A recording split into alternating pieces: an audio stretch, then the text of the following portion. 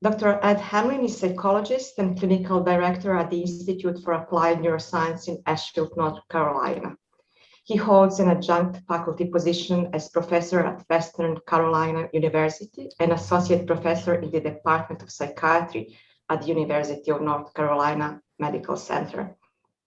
In addition to his clinical work, Ed conducts research and presents workshops on applied neuroscience and brain-mind relationships.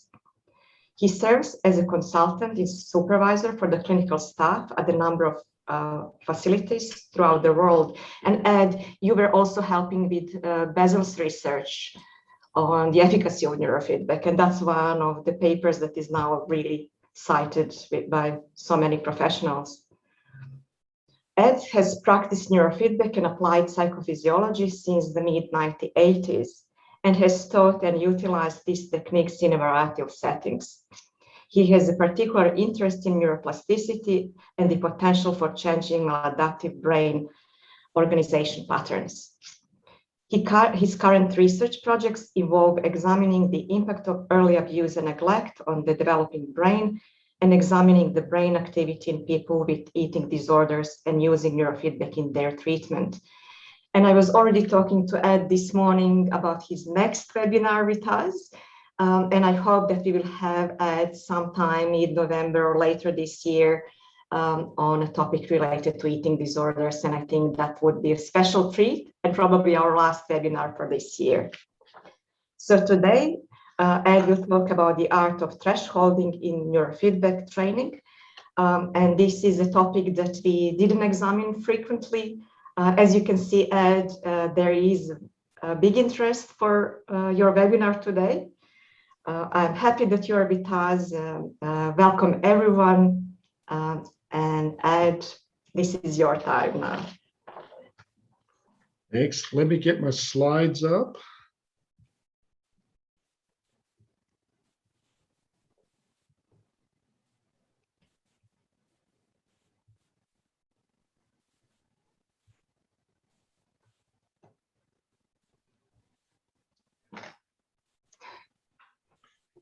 Are those showing up on your screen? Yes. Yeah. Good, good. I really can't tell you how happy I am to be here for the invitation and the opportunity and the interest. It's been a long stretch with COVID. This is my most recent audiences during COVID. You know, I was going to the dogs pretty rapidly. It seemed like they were the only ones who could show up live for sessions. So everything else was being videoed, but the dogs could show up in person and without mask too, which was very nice. But I will readily admit I have quickly learned many things from dogs. So this one, if you haven't already seen this. I love the expression.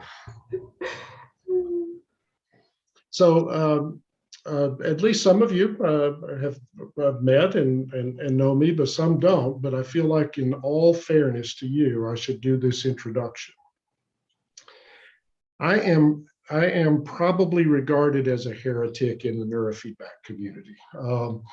If there are listservs that if I post something on the listserv, there's often a strong reaction to it.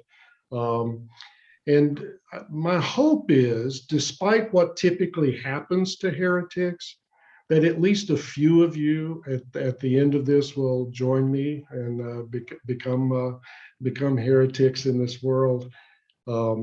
Because I honestly think that neurofeedback is only scratching the surface of what it's capable of doing. I really think we have many more opportunities.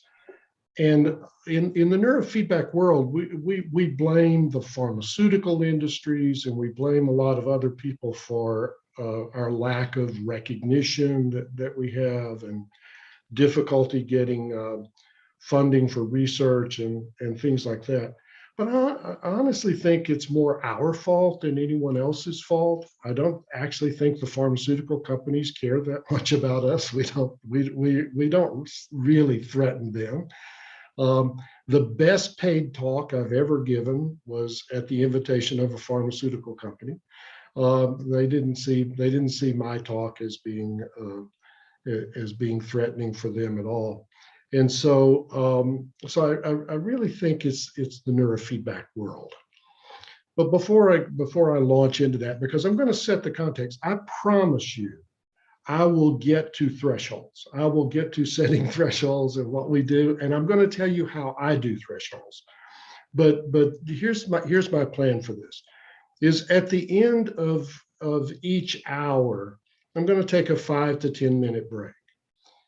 During the session, as things occur to you, as questions, comments, things like that occur to you, type them in the chat box, and during the break, I'll take a look at those, and then address the ones that I can at the beginning of the next hour. And when this is all over with, so you're not frantically writing notes, if you're inclined to do that, I'm going to make the slides available to you, so you can get the slides after we're done. So I don't like to send the slides ahead of time, because I think it interferes sometimes with listening. But I don't mind at all supplying them to you after the fact. So in keeping with the heretic thing, do you get Calvin and Hobbes? Is Calvin and Hobbes a comic that you're accustomed to? Look, Hobbes, I got a paint by number kit. It's really fun, but you're not painting in the lines and you're not using the colors that correspond to the numbers.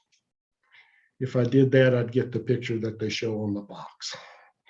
So we're going to be painting a little bit outside the lines when we get to what we're talking about later on this evening.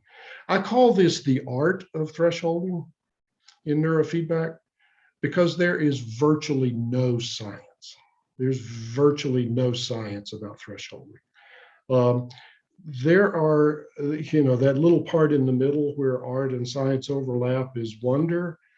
I'm in a constant state of wonder about this, because it just seems to me that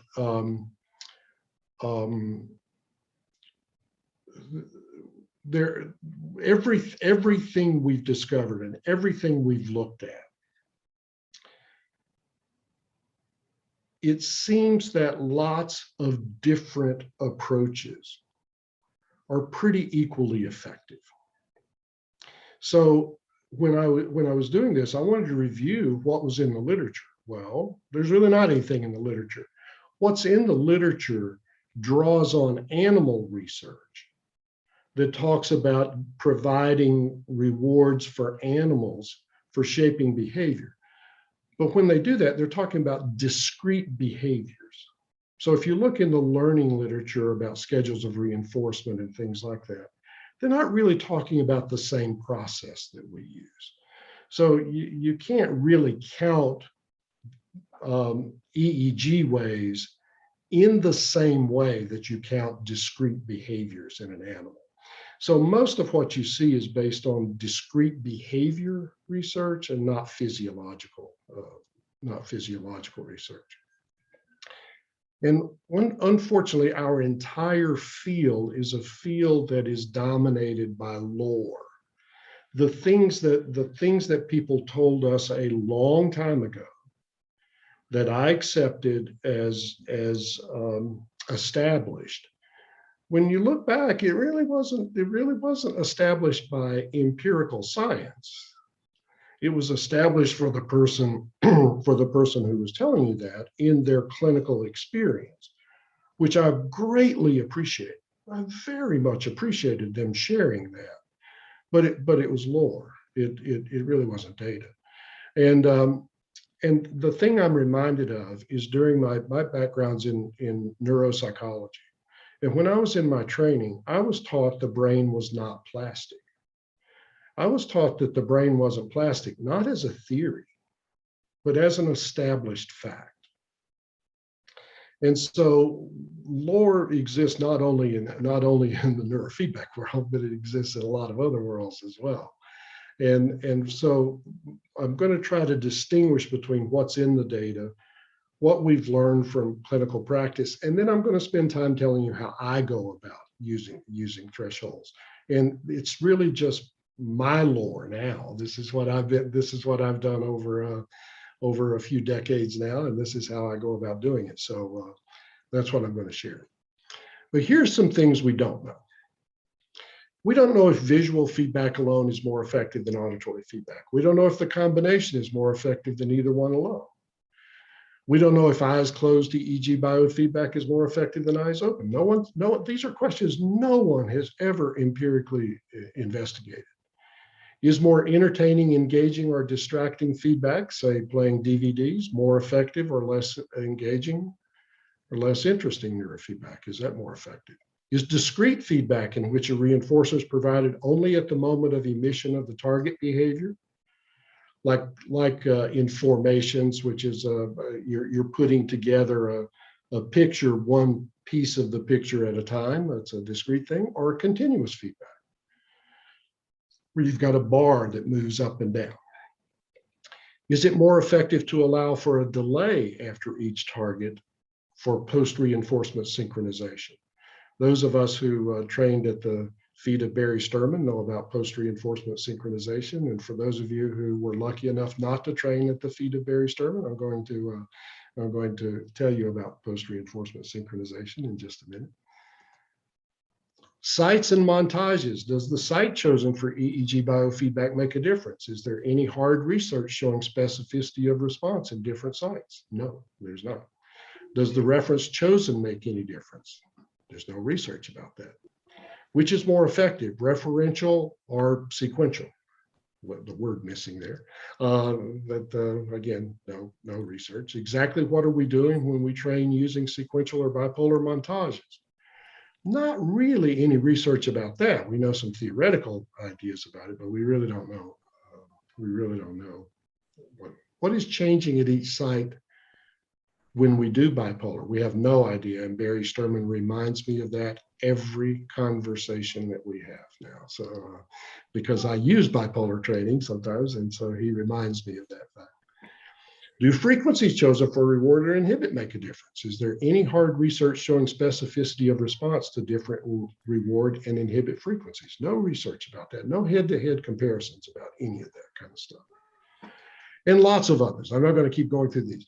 It's just that what I'm trying to emphasize here is all these things we are being told, this is the right way, or this is the best way, or things like that. Almost none of that has been established by empirical research. It's a little bit embarrassing, I think, after this many decades, that that's not the case. I don't think that should be the case, and I think this is one of the things that we have not done that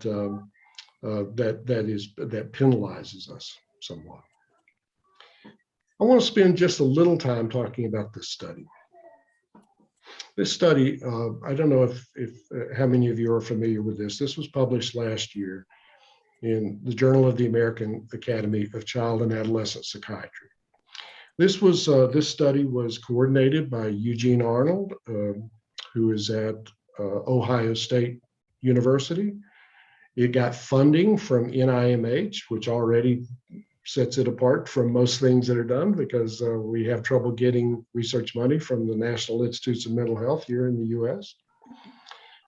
And the publication of this study set off an absolute firestorm in the neurofeedback community. There were criticisms of the study.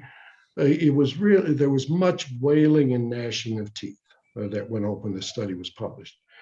But all of that was going on, I think, without anybody ever actually looking at the study. The reason that there was so much upset about the study was the conclusion of the study was there was no difference, no statistically significant difference between active neurofeedback and sham neurofeedback. So I don't know, is my cursor showing up? Can you see my cursor? Oh, good. So this is the outcome from the study doing theta beta ratio at CZ. So CZ, theta beta ratio, auto thresholding at the end of every period. And the pre-post results are the gray bar, and the 13-month follow-up is the black bar. The green that you see at the end of the pre-post is the improvement, further improvement after 13 months. So it just connects that one to the 13-month post follow-up. So the people that did theta beta ratio training got better at 13-month follow-up after the session. And look at the effect size. The effect size is 1.6. Some of you may be closer to your statistics class than I am, but my last statistics class was a long time ago. But in terms of effect size, 1.6 is massive. 0.8 is a large effect size. This was a 1.6 effect size. It is quite comparable to the largest medication and combination therapy study that was ever done, the MTA study, another big NIMH-funded study. There is no statistical difference between their results for the combination of medication, and the medication here was prescribed by experts using algorithms to maximize medication outcome. It's not just community prescription practices. They did this in a very highly controlled way. There is no statistical difference between the theta beta ratio outcome and the medication and behavioral treatment combination that was in the MTH study. That was worthy of celebration as far as I was concerned. That would seem like something we should be looking at. The problem was the control condition showed a very large effect size too. So the control condition was a sham study. They were replaying someone else's EEG. So the person was getting beeps, and the display was doing what it was supposed to do and things like that, but they weren't generating those signals. So that looks bad for neurofeedback.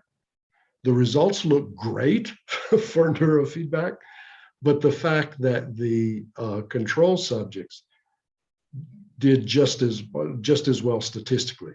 There is a difference here. One of the things you notice is that their post follow-up, they lost some of what they gained. So the red at the end of that bar means it was a decrease. So there was an increase in the people who actually did theta beta ratio training and a decrease in the people who were doing the sham training. But if you actually again, I think the reactions were without reading the study. The control condition, the filtered bands were someone else's EEG. The raw signal was actually the person's EEG. And so the reason that was there is they could set the thresholds on the raw signal so that if the person had a coughing fit, if they turned around and started talking to the trainer, if they sneezed, if they did any of those things, and the feedback kept going, at the very least, the trainer would know that this was so it would break the double bind. So this is a brilliant program for doing research because it has artifact inhibition that would cut off the feedback. So if they sneezed or coughed or things like that, the feedback would stop like it does in a session, like it does if you're training somebody. So neither the trainee nor the trainer would be able to figure out what the condition was. So it wasn't all sham. There was actually training going on, because in order to keep the sham signal coming, the person had to be still. They had to not be generating muscle tension. They had to actually be exerting some self-control. I thought this study was a study that the neurofeedback world should have broadcast really broadly about this, because I think this study shows how robust neurofeedback actually is. Because both groups were actually getting feedback. Now, admittedly, the control group didn't do as well as the combination medication and behavioral treatment. It didn't do as well as they did, but it did really well. It did really well. It was a very large effect size, much larger than you typically see in most neurofeedback studies. See the other neurofeedback studies on ADHD that are above that? They didn't do nearly as well. So I definitely think we have our equipment's improved. There are lots of things that have improved. There are lots of things that have improved, and we need to be, we instead of arguing because they didn't do what somebody else would have done. This is why we penalize ourselves, I think, in terms of how we look to the eyes of other providers. These are some of the reactions. I took the names off of these comments, but these are actual comments that in response to this study. I'm attaching a paper that I published 10 years ago that challenged the necessity of doing placebo-controlled research.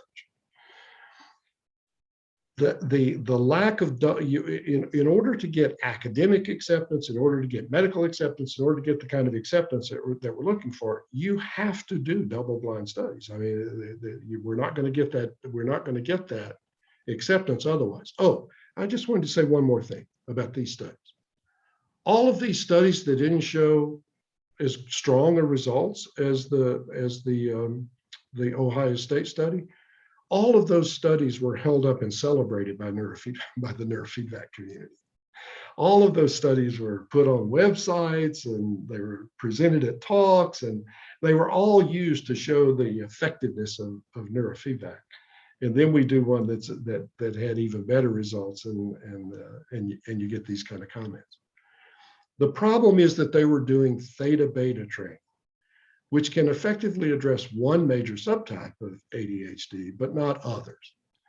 Treatment was not individualized. It gets really hard to do research if you individualize your protocol for every person. It's kind of hard to draw conclusions from it. And so I suspect that they again use videos or computer game type displays, and it has been shown before to not be as effective. No, it hasn't.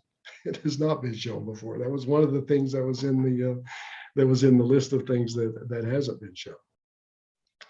I've been saying for years we need to respond to these poor studies. This was a study done by an academic researcher who assembled a group of advisors: Larry Hirschberg,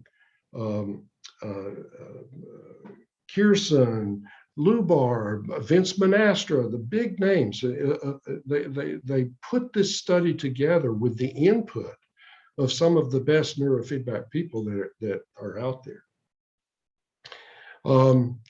I find these studies to be highly suspect in their desire to provide a consistent intervention. They lose sight of the theta-beta ratio is a highly non-specific training. How about the people that were just training artifact that benefited as much as they did? I mean, it was really an amazing study. The part of the criticisms about this actually questioned the motives of the researchers. They thought they were trying to discredit this, and I was part of the discussions between the first study, their first study that they did, and this this study that was done as to how they could correct things that were done in the first study. So this was not an attempt to undermine. This was not. This study was done by aging drug pushers who were dismissive of what clinicians actually contribute to a therapeutic setting. The studies were done by Roger DeBuse, Vince Monastra in their clinics. I mean, these weren't people trying to undermine the work. If anybody was at the ISNR meeting, COVID put a hole in my time. So when I say like a year ago, it obviously wasn't a year ago. They didn't do it a year ago, so it was at least 2 years ago that Barry did this. Barry was giving a keynote address, and he started the talk by saying, "You know what the problem with neurofeedback is?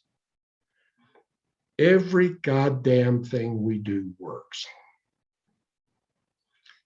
And what he cited from that was every approach that's out there, from approaches like Val Brown's approach with neurooptimal that targets variability, the Othmers, which target infralow frequencies, theta beta, QEEG guided, Loretta training, where you're training networks, Rob Cobin's coherence training, 4-channel coherence training. Every single thing we do works. The thing that has frustrated me in our process is that we haven't looked for what all of those things have in common. We look at the differences. And we look at the differences, and then we form a circular firing squad.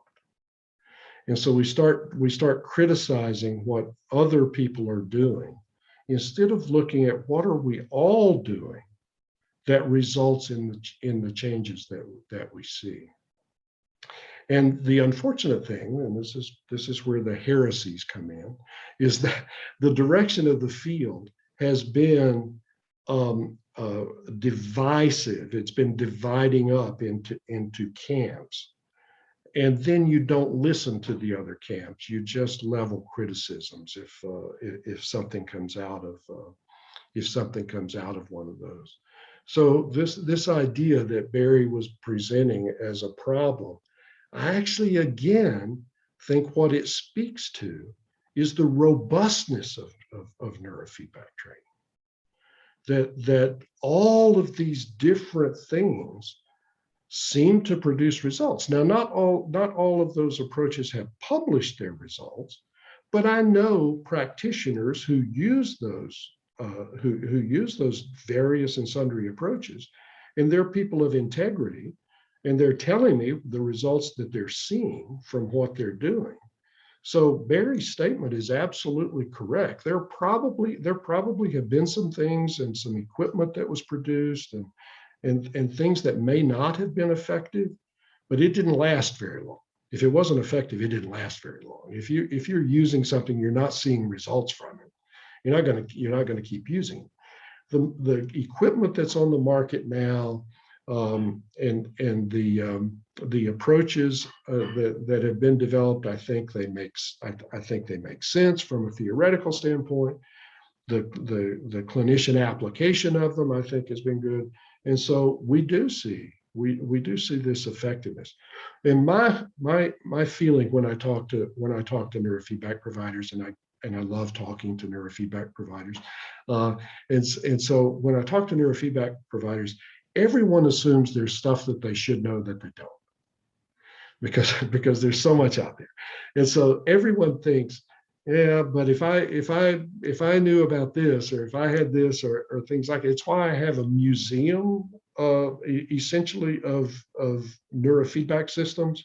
I have all kinds of things over the decades that I've thought, oh, this is going to make my life easier. And it turned out that it didn't make my life. It did not make my life easier. I keep hoping that somebody will deliver something that makes life easier, but I haven't come across it yet. So one of the conclusions that I've come to is there are many paths up the mountain. There are a great many paths up the mountain, and I do think that one problem with this, because there are many paths up the mountain, there are too many practitioners trying to take multiple paths up the mountain, and you can't do that. You can't take multiple paths up the mountain. So people are using different approaches and different systems and different things with different people.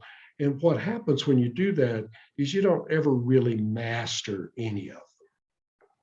So it's better to kind of master a system than it is to try to use various and sundry systems and hope that this one will work for somebody that one didn't work for, or things like that.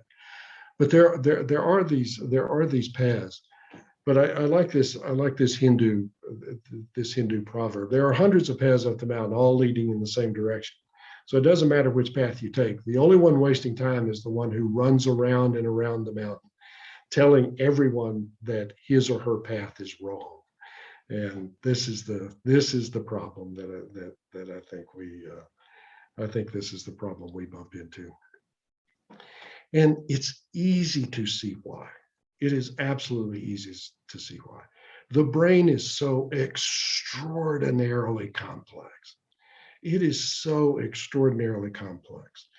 And we've learned a tremendous amount in the last really 20 years or 25 years or so since the first announcement of the decade of the brain. Back in the 90s. And the thing that happened with the announcement of the decade of the brain is a bunch of basic science funding was made available for people doing brain research. And so we've made lots of discoveries about the brain, and the estimate, I was just reading about this. There was I just finished reading a physics book that was written by a colleague of Stephen Hawking's. And Stephen Hawking said, we know about 4.7% of what exists. This is Stephen Hawking. We know about 4.7% of what exists. Most of it, we have no clue. We have no clue about it. He's talking about physics. He's not talking about neuroscience. But I would say the exact same thing applies. The exact same thing applies in neuroscience. We are limited by the tools that are available to us. Have all of you seen these beautiful diffusion tensor imaging pictures of the tracks of the brain? I should have put one right after this slide. They're beautiful because they color code them and they have these things. That would be like the map of the interstate system, the interstate highway system in the United States. It's just the very biggest fibers. There's so many more that it doesn't image because they're too small for our imaging capabilities. And so when we look at those and we draw conclusions from those, it's really based on a minority of the tracks that exist in the brain. They're the big tracks, but it misses a whole lot. And so it would be just like looking at an interstate map. You could see how to get from the East Coast to the West Coast in the United States.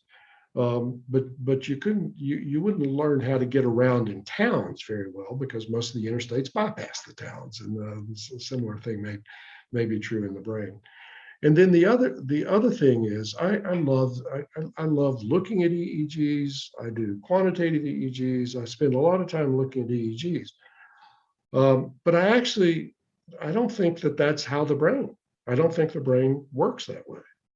I actually think the brain works works through distributed fields, electromagnetic fields that happen in the dendritic fibers that are out at the surface of our cortex. They're out at the surface of the cortex. And I got this idea one time from attending a marine neuroscience conference. Now that's a sad comment on the quality of my social life, but I was at a marine neuroscience conference, and there was a guy there from Germany who studied peristaltic movement through the digestive tract of lobsters. Now, neuroscientists like lobsters and squids and sea aplasias and things like that because they have huge neurons. Their neurons are very large. And so they're easy for them to study, tag. And so they identified the circuit in this lobster's brain that kept food moving from one end, coming in one end and going out the other, a preferred digestive process. They isolated all the neurons that were responsible for that. And then they began to remove those neurons from the circuit. So they took one out. Now, if this was truly like a circuit, if you took one out, it would break the circuit. Nothing changed. Food kept coming in one end and going out the other in the lobster. They took out another neuron. Food kept coming in one end, going out the other. No difference. Didn't slow down, didn't do anything different. They took out another. Food kept coming in and going out. They actually had to remove over 50% of the neurons before it interfered with peristaltic movement. What they discovered was, as they removed the neurons, the remaining neurons changed their firing rate so that it was generating the same field of activity. So there was a function, peristaltic movement, and then they were actually able to change their timing, even not just the rate, but also the timing of their firing to generate the same field that they were generating before. So this was something that Carl Pribram, the godfather of consciousness research, Carl Pribram, who passed away a few years ago, but Carl Pribram used to come to our meetings and tell us about this. And he was at Stanford doing his research, and he had been showing these, he's got all sorts of experimental models showing this in operation in both animals and in humans. And so we're using an explanatory model that works. Those study results look good. The studies we did on trauma at the trauma center look good. We got great outcomes out of those things. They look good. Our explanatory models about what we're doing probably don't look as good. They're probably more metaphorical than they are scientific. So I complain about the lore, and then I contribute to it mightily, when I'm doing these things. And so here's what we're working with. This is a slice of the cortex, a very small slice, microscopically blown up.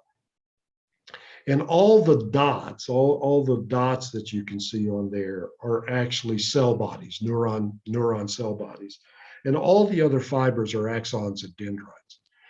And this slide, there's a weird thing about brain tissue. Most brain cells won't absorb the dye that you need to be able to see these. So this is a small percentage of the cells that are involved in that space, that very small space that represents, that's there.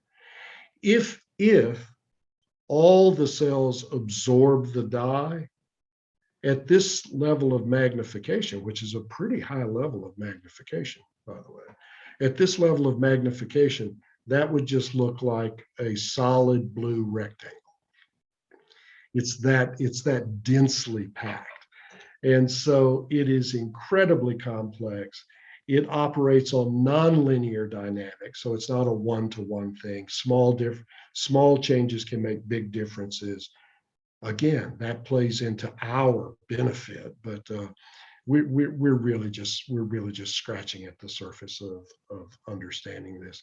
So I haven't mentioned, well, I sort of mentioned thresholds. I mentioned the artifact inhibit threshold on the study, but this is the context. This is the context within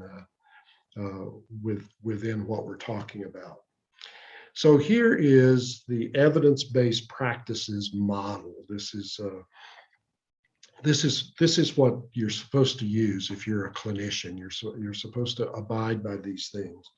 So you look at your clinician expertise combined with the best available evidence, combined with your client characteristics and culture and preferences, and the combination of all of those things are how you're supposed to design your practice and your interventions.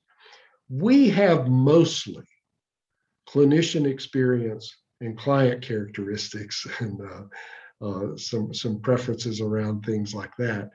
We don't have we're missing a whole lot of the best available evidence.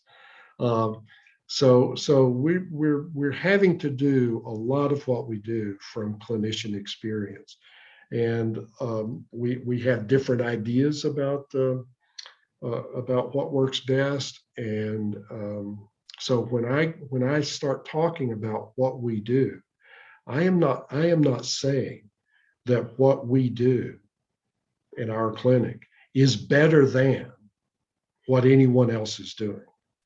I'm saying this is what we have found, that works. So most of what I'm going to be describing is going to be coming from clinician experience.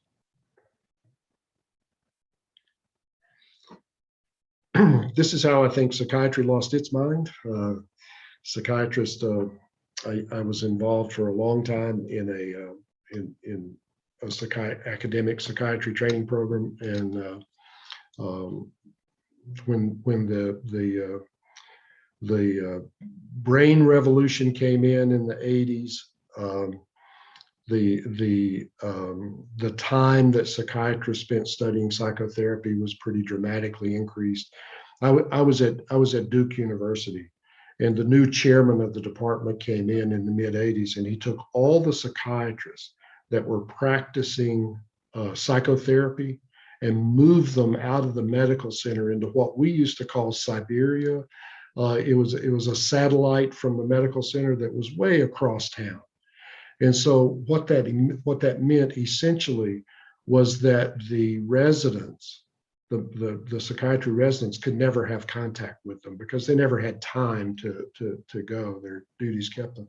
So they started, some of them heroically did evenings and things like that, and went and studied psychotherapy.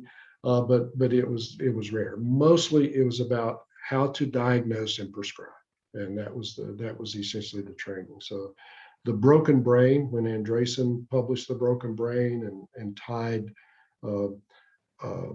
mental disorders to brain operations, it pretty much ended the practice of psychotherapy in academic programs for psychiatry training. I really want to make sure we don't. I really want to make sure we don't lose our minds in this, because this is this is where the tremendous resources are available to us. Our neurons are not very different from any other creature's neurons. Our neurons are not different from an earthworm's neurons. Our neurons look very, very similar to those. Our brains look very similar to many other creatures. We do not find the differences. We do not find the differences in brain anatomy for very many things. Few things, but not very many. And I was working at Duke in the 80s when neuroimaging neuroimaging came along. And so when I saw my first MRI images, I was mesmerized, absolutely mesmerized, to be able to go through the brain one slice at a time. And I was working on a neurology service. And so we were looking at people with brain injuries and tumors and strokes and things like that. And I could actually look slide by slide. I could go through the brain and look and see where the stroke occurred, what it affected. I could tie that in with the neuropsychological testing I was doing. And it felt like it felt like an entire new world had opened up to me. About 2 years later, we got functional neuroimaging. And so I was blown away by just the X-ray images that MRIs produce. When I could start actually watching a brain in operation, I was truly in awe. I mean, I would just sit there in awe. And so it didn't take us long till we started looking at things like depression. And so we would look at the brain functioning, because we couldn't find anatomical differences in the people that were depressed compared to people that weren't depressed, but we found functional differences. There was a difference in how their brain operated. The thing about it is depressed people didn't look like people who weren't depressed, but depressed people didn't look alike either. There were things that didn't look like people who weren't depressed, but we found all these various differences among people who were depressed. And every disorder we looked at was exactly the same way. So we looked at ADHD. Their brains didn't look like people who didn't have ADHD, but they didn't look like each other either. There were a lot of variations, a lot of differences. PTSD, same thing. Everything we looked at, we could differentiate the clinical population from the normal population, but we couldn't identify the common feature among all those different things. And so I think we got in a little bit of trouble when we started tying specific functions to specific structures in the brain instead of the overall functioning of the brain. So I just want to make sure we don't do that, because I think that we're moving in that direction when we start looking at Brodmann areas and targeting a specific Brodmann area for training. We may really be missing what's causing the actual functional difference rather than the location, the anatomical difference. So this is from an old friend of mine, Michael Lambert, who's been looking at specific and non-specific factors impacting outcomes in mental health. And so this is looking at psychotherapy. It's not looking at neurotherapy, it's looking at psychotherapy.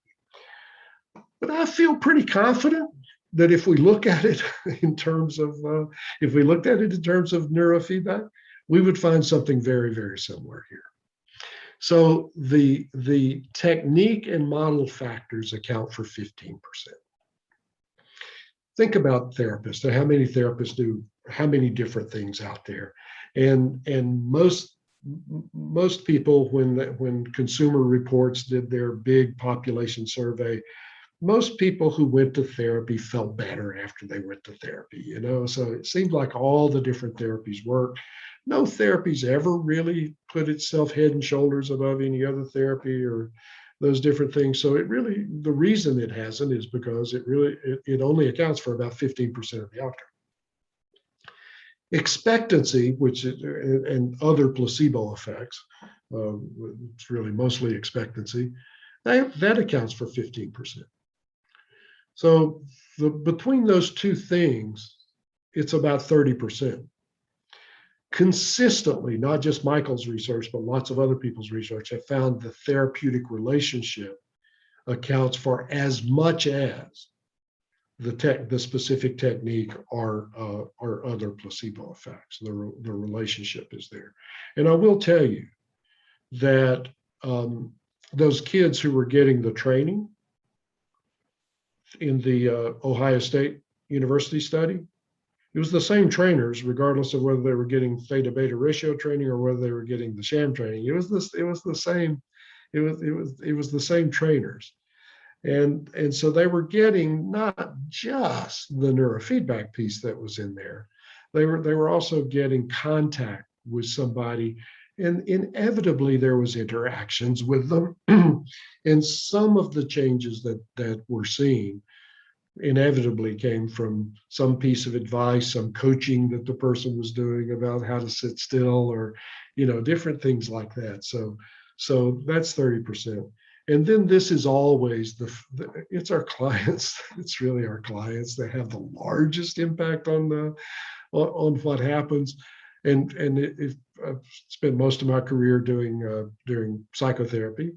And one of the things I know is I see people that really, it's such a joy to watch them make the changes that they're making, that I should be paying them, because it brings me so much happiness to be watching.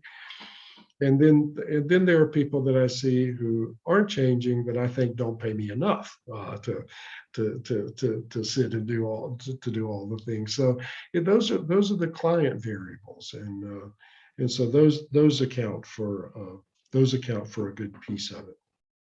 Monique is asking, your lobster digestive neuron talk was fascinating, and I wonder if you could go into more detail about the implications for neurofeedback. With lobsters or with the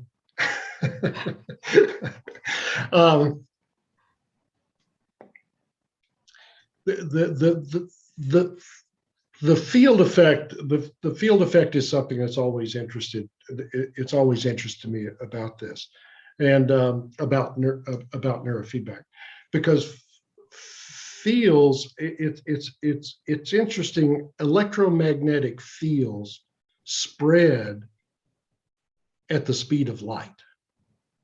So they radiate. They radiate. And Carl Pribram, who I miss him so much. We were at a conference, and we were walking back from the meeting room to the hotel, and it was a little walk. So we were talking, and one of the things I was telling Carl, this was about the year 2000, right around it. And one of the things I was telling Carl was, it must be gratifying to you to see people coming to where you were 25 years ago, 1975. And neurofeedback fit perfectly well into what he was talking about in 1975, when he was talking about consciousness and the distributed nature of consciousness. And he said, and I thought he would say, "Oh, it's great," but he said, "It does, but I don't know how long it'll take them to get to where I am now." So if it took 25 years to get in 2000 to get to where he was in 75, he was thinking he might not be around to see what happened. But it's where I don't think our protocols are as important as we think they are. I don't think where we put the sensors are as important as we think we are. And this is why I consider what I do, and I describe what I do with people, as neurotherapy. And I don't call it neurofeedback, because I use it as an aspect of therapy. And I will be talking more about that when I actually start describing the setting of thresholds and things. So if I can table the rest of it, if I can table the rest of the discussion until then, that's what we will be talking about. So do you want us then to wait? There are two more comments or questions. So yeah, sure. Joy was telling, I'm also wondering about the effect of the practitioner's electromagnetic field upon the clients. Yeah. It's a mirror neuron at another level for the control group. That, again, we don't have a ton of evidence about this, that we don't have any in terms of the neurofeedback, but we do have some evidence about this. And one of the things that has been discovered is and I don't know how well this works on Zoom. Nobody's done it on Zoom. There has been some work that's been done on live audiences, but an audience member whose EEG entrains with the speakers rates the talk as being more impactful and more effective. And so I can't help but think some version of that is occurring. And anybody heard the name Barry Brazelton, a child pediatrician? Wrote several books and things like that. One of the things he talked about was a parent and child being in rhythm. Now he didn't know what he was really describing with that, but I think what he was describing was that and it really appears to be Alan Shore's description of this. It really appears to be right hemisphere to right hemisphere. It's non-language. It's a hemispheric thing. But one of the things that I talk about with our clinicians in the clinic is the most coherent EEG in the room will be the one that has the power. And so if a clinician is going through a difficult time, and they're distracted and things like that, I don't think you can get that same rhythm entrainment that you do otherwise. And I know that when I'm working with someone and I'm trying to decrease their arousal, because I work from the arousal model of things, and I'm trying to decrease their arousal, I'm working on decreasing my arousal while they're there. I'm making sure that I'm breathing from my diaphragm. I'm finding tension and letting it go. The way my room's arranged, they can't see me. I've got kind of an L, and they sit facing a wall, and I'm perpendicular, but really kind of behind them in a way, and so they can't really see me. And yet, I feel like it certainly doesn't hurt. I can't prove that it works, but it certainly doesn't hurt. And I think that's that therapeutic relationship. I think that's some of the physiology that goes into what makes the relationship what it is, that there is that there needs to be some degree of rhythmic sharing that goes on. So I definitely think it has an impact. And one of the things is one of the things that we had a clinician that just had some weird electromagnetic thing. we replaced her computer more than once a year. I mean, it was just and it wasn't that she dropped it or knocked it off or anything like that. She was just one of those people that had some sort of weird electromagnetic properties about them, that technology. And she said the same thing at home. She was talking about having to replace the remote for the television and things like that. So there's a lot of this electromagnetic stuff that that we're actually powerful. We're a powerful electromagnetic generator. Our heart field, the pulsations of the heart really radiate out. You can, with an EEG, it's kind of, you've got to get good. You got to scrub the scalp and things like that, and get the sensor really tight on there to be able to pick up an EEG. You can actually pick up the feel from a heart without touching the body with it. You can actually measure it on things. So we generate these pretty powerful fields. Now, the thing about it is there is a correlation between the EEG and the field that your heart generates too. So it's not like they're separate. There are people who know me well know that I'm a fan of the genre of music called jam band music. So the Grateful Dead, Widespread Panic, Moe, Humphreys McGee, on and on. That's the type of music I like.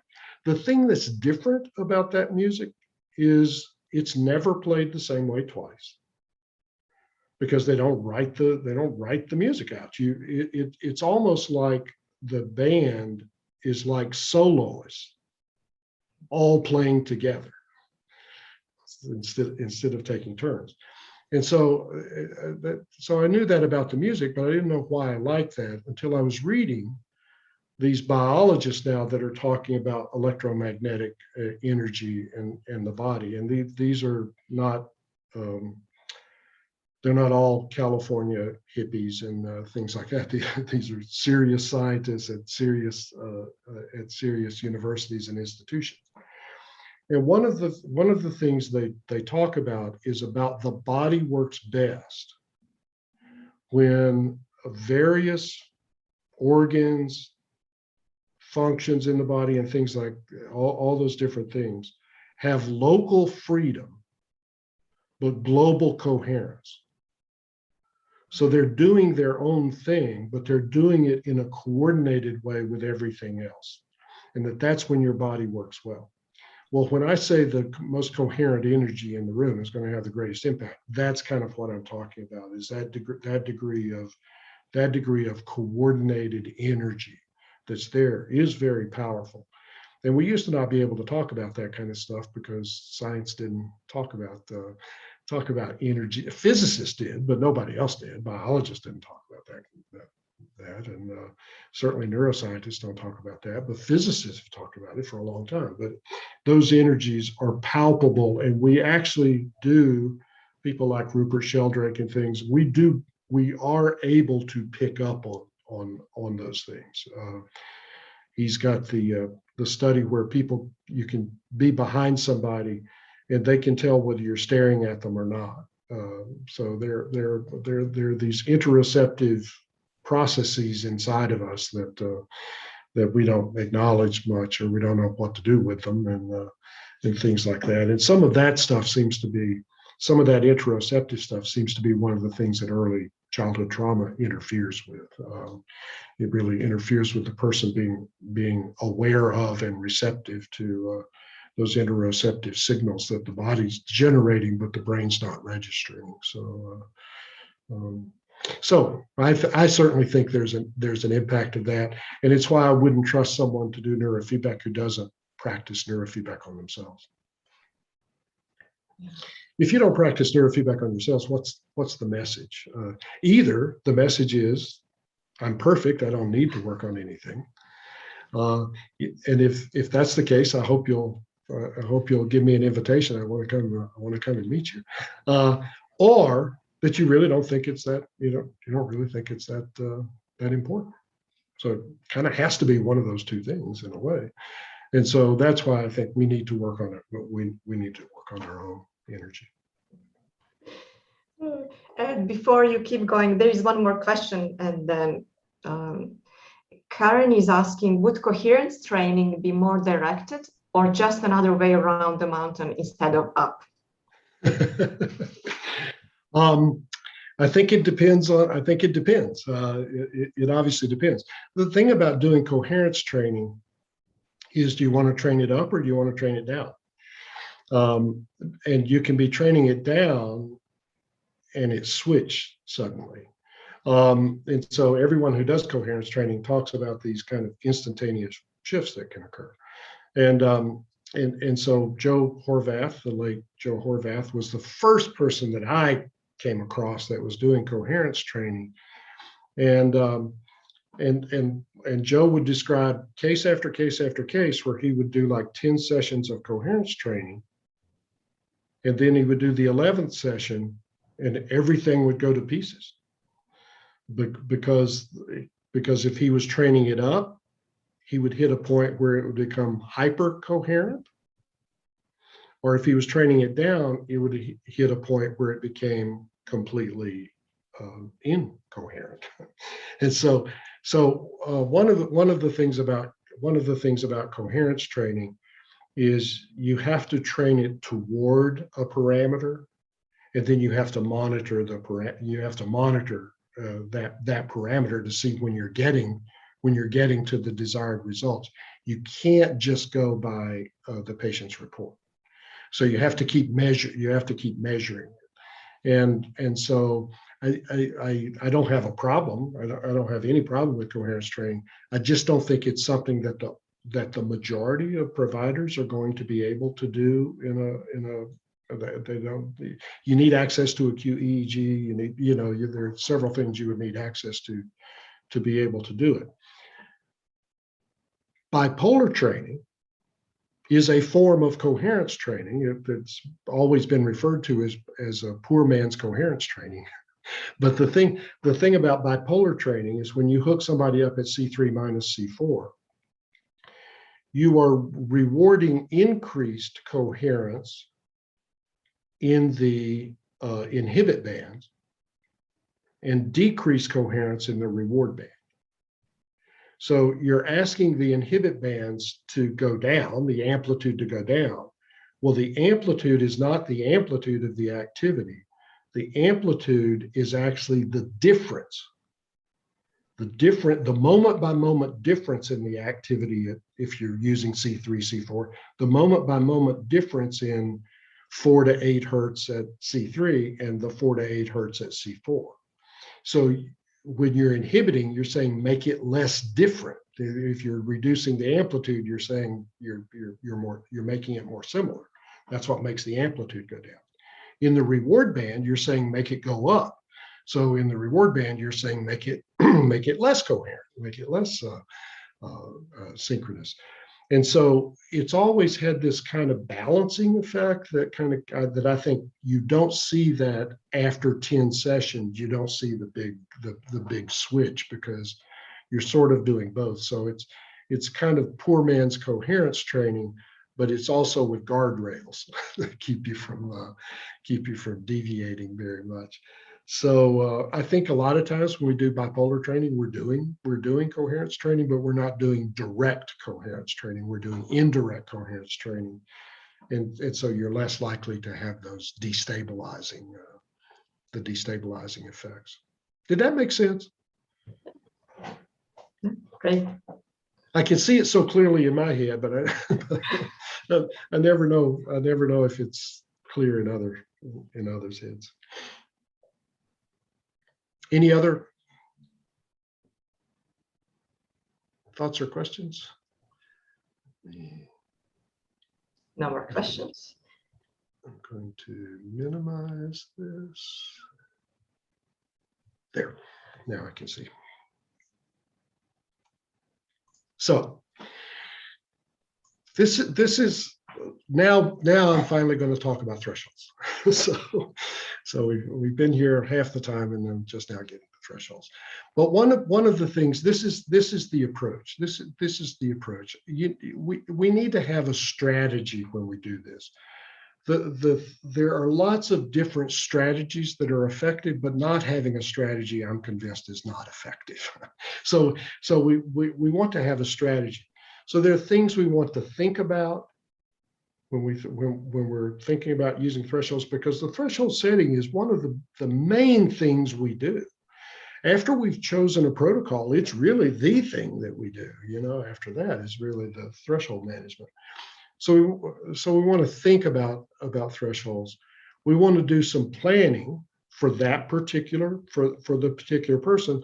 And then the managing is the implementing and managing right after you start training. So you want to think about it before you do.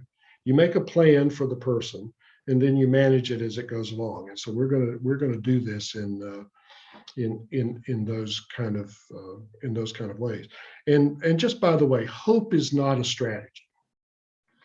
Hope is when you do something and you see what happens and you hope for the best. And I think we can do better than that. We do know. So before you take the leap, have a little more of a strategy in mind before you do it. So this is what we're going to do with our threshold strategies. Unfortunately, when we're thinking about our strategies, I don't understand how my brain works, but my brain is what I rely on to understand how things work. Is that a problem? I'm not sure how to tell. We have our own biases about things that come into play when we're doing this, and I'll talk about some of those quite specifically because they come up a lot in mentoring with people. So we have to realize we use some of our own experiences, not clinical, not as clinicians, our own experiences from our training, from us being trained with neurofeedback, and our own preferences about it. And we have to be careful to separate that from the fact that we might be different than other folks along those lines. So what do we do with our thresholds? So the thresholds determine the information being provided to the trainee. So it determines what information. So our sensor picks up that raw signal that we see on, if you use Eager, you see it on the top of the screen. If you use other types, you see it in different places. But usually the raw EEG signal is up there. We use Fourier transforms, fast Fourier transforms, to filter out specific wavelengths. So 4 to 8, 2 to 6, whatever we're setting, we're extracting that from the raw signal. It's a mathematical process that thank God the electronics do it, so that we don't have to try to look at a raw signal and figure those things out. But we determine what the frequency band that we're going to filter out, but the thresholds determine how the person experiences the frequency band that we set out. So the thresholds determine the information being provided. And I put the colder, warmer game in there as an idea, is that the colder, warmer game, somebody would hide something and you know where you hid it. The person who's looking for it, you tell them if they're getting warmer or colder. And so as they're getting closer to it, you say warmer, warmer, warmer. As they're getting further away from it, you say colder, colder, colder. That's what our thresholds are doing with this. So they're providing that warmer or colder information for somebody. They determine the level of difficulty for the trainee. So you can make your thresholds so that it would be impossible for the person to be able to make all the inhibits and rewards in range and give them a reinforcement for it. Or you could make it so easy, it doesn't matter what they're doing. It will tell them that they're getting warmer. So it determines the level of difficulty. And you can use it to focus on specific features of the EEG to be altered. That's what I'm going to talk. That's what I'm going to talk about a little bit later, about a model for doing this, where you use the thresholds to focus the person on a particular aspect of their EEG.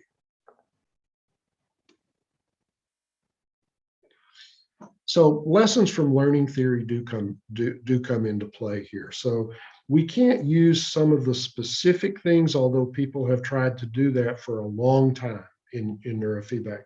They've tried to take some of the specific schedules of reinforcement and optimizing initial learning versus maintenance learning and things like that. But again, almost all of that literature is based on a very discrete behavior. It's not really based on something as dynamic as an EEG. It's based on whether a rat presses a bar or not.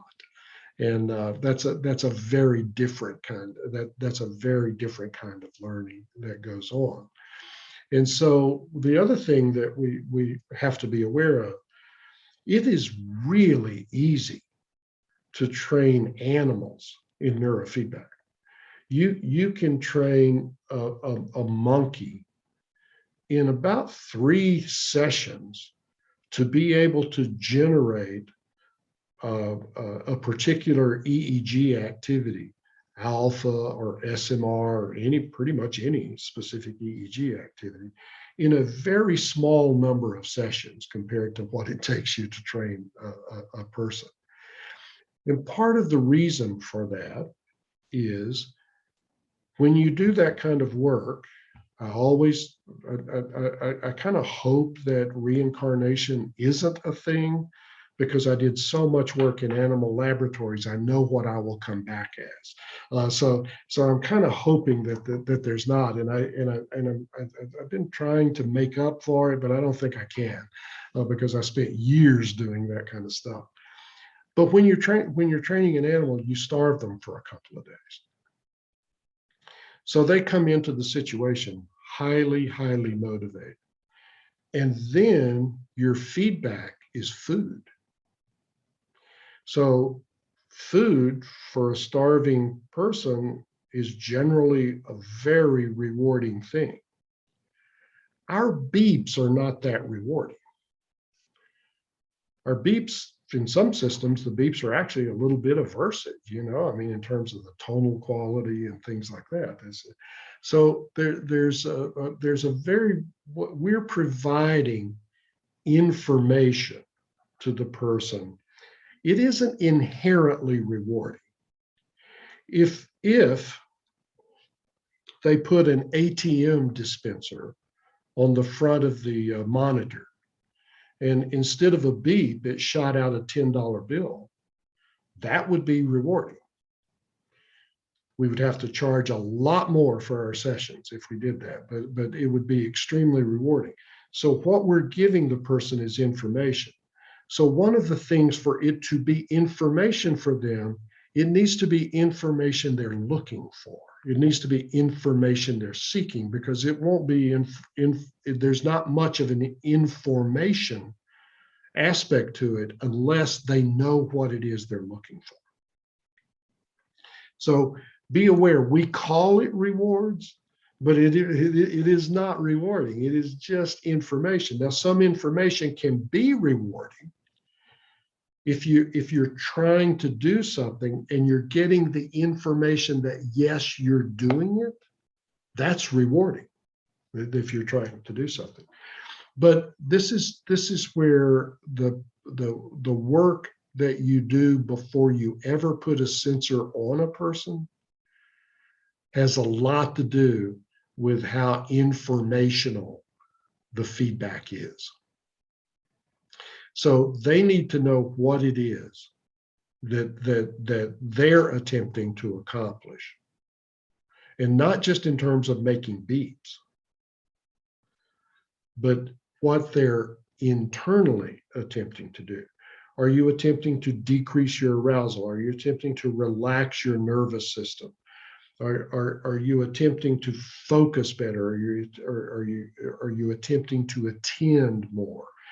Those are the kind of things that now you're giving them information about their degree of relaxation or degree of tension, or you're giving them information about their degree of focus. So now it becomes informational. So tying in why they came to see you in the first place with what they're doing in the neurofeedback setting is really important. And the better job you do with that, setting up that relationship so they know what it is that they're trying to accomplish, now the information is rewarding. But in and of itself, it is not. We have to do that. And reinforcement versus information. Information is telling them how they're doing it in the moment.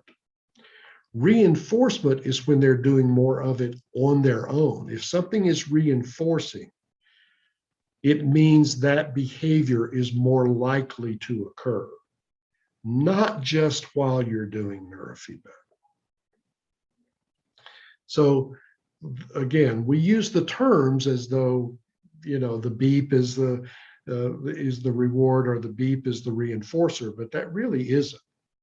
And there are some other things that come up. And one thing that comes up in learning that I think it's important for us to keep in mind is habituation. We know this. This has been demonstrated. It has been demonstrated in the EEG, not in neurofeedback, but we can assume it's going on in neurofeedback. If someone is doing something and there's a beep, there's a sound, or if there was something that flashed up on the screen visually, your brain would produce a large evoked potential. There would be a large evoked potential that occurred,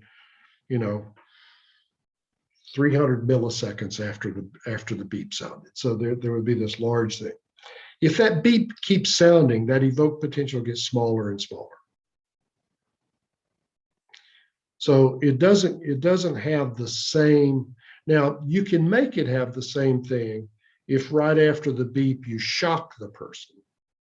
You gave them an uncomfortable shock. Then it doesn't habituate very quickly. But hopefully none of you are doing that. So you're not doing those things. So one of the things that comes up is if we never change the challenge for the person, in all likelihood, habituation is going to occur. And they will no longer be responding to the feedback the same way that they were responding to it when it was novel or when it was beginning. So one of the things this isn't in terms, it does affect the thresholds, but this is the reason in all of our systems, once you've gotten a beep, once you've gotten the information, once you've gotten that, we have a 3-second delay before you can get the next one. So once it beeps, it doesn't matter how much you're in range during that intervening time period. You don't get another one until after a 3-second delay. So the fewer bits of information, the beeps, the signal on the screen, the fewer of those that occur, the longer it takes for habituation to occur. So reducing the number of maximum beeps that someone can get actually kind of counters the habituation. So one of the ways we do it is setting that delay so that there's a 3-second delay. The other way we do it is using somewhat harder thresholds. We want to use as hard of a threshold as makes clinical sense for the person. So I'll say more about that later on. But we actually do use we use more stringent thresholding than a lot of neurofeedback people do. There's no study that shows that produces better results. There is this thing called post-reinforcement synchronization, which goes into this, the original reason that I did the 3-second delay. And I'm going to show you that in a minute. And then I'm going to share some lessons from experience about this. Does anybody, if you learned at the feet of Barry Sturman, you know about the post-reinforcement synchronization, but you don't hear about it much. It was identified back in 1981. This is an EEG signal that's up here. It's compressed. It's compressed a bit. So it actually, those things that look like a muscle spasm there on the left under earned is actually alpha activity that's there. But this is something that happens in the brain. There's a coordinated release of this synchronous alpha that's really very large amplitude. You can see the EEG here, and then you can see this sudden thing. This is what happens when there was an earned reward. Now, this was a hungry animal that was doing something, pressing a bar when a light came on, that presented it a food pellet. So if it had to, when the light came on, if it had to learn to go over and press the bar in order to get the food, you got this great big post-reinforcement synchronization, a big burst of alpha in the parietal lobes. If you gave it the same food pellet without it having to do anything to earn it, it had much less of a evoked post-reinforcement synchronization. Still, there's some there. It was glad to get the food pellet, but it looks really different from this. The thing they found was this correlates with the speed of learning. When you have to work for something and then you get the reward, you learn it quicker than if the reward is given without your effort. So the learning occurred. The bigger the post-reinforcement synchronization, the faster the learning. This was earned this is under learned circumstances.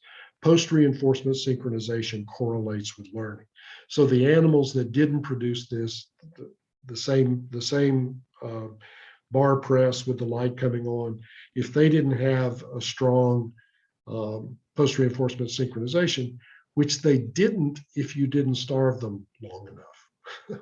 So if you just skipped the breakfast and you did that in the afternoon, they got less of a post-reinforcement synchronization than if you stopped their food the day before. They got a bigger one. But it's the idea of the earned part of it that's important for us, not the rest of it, but the earned part.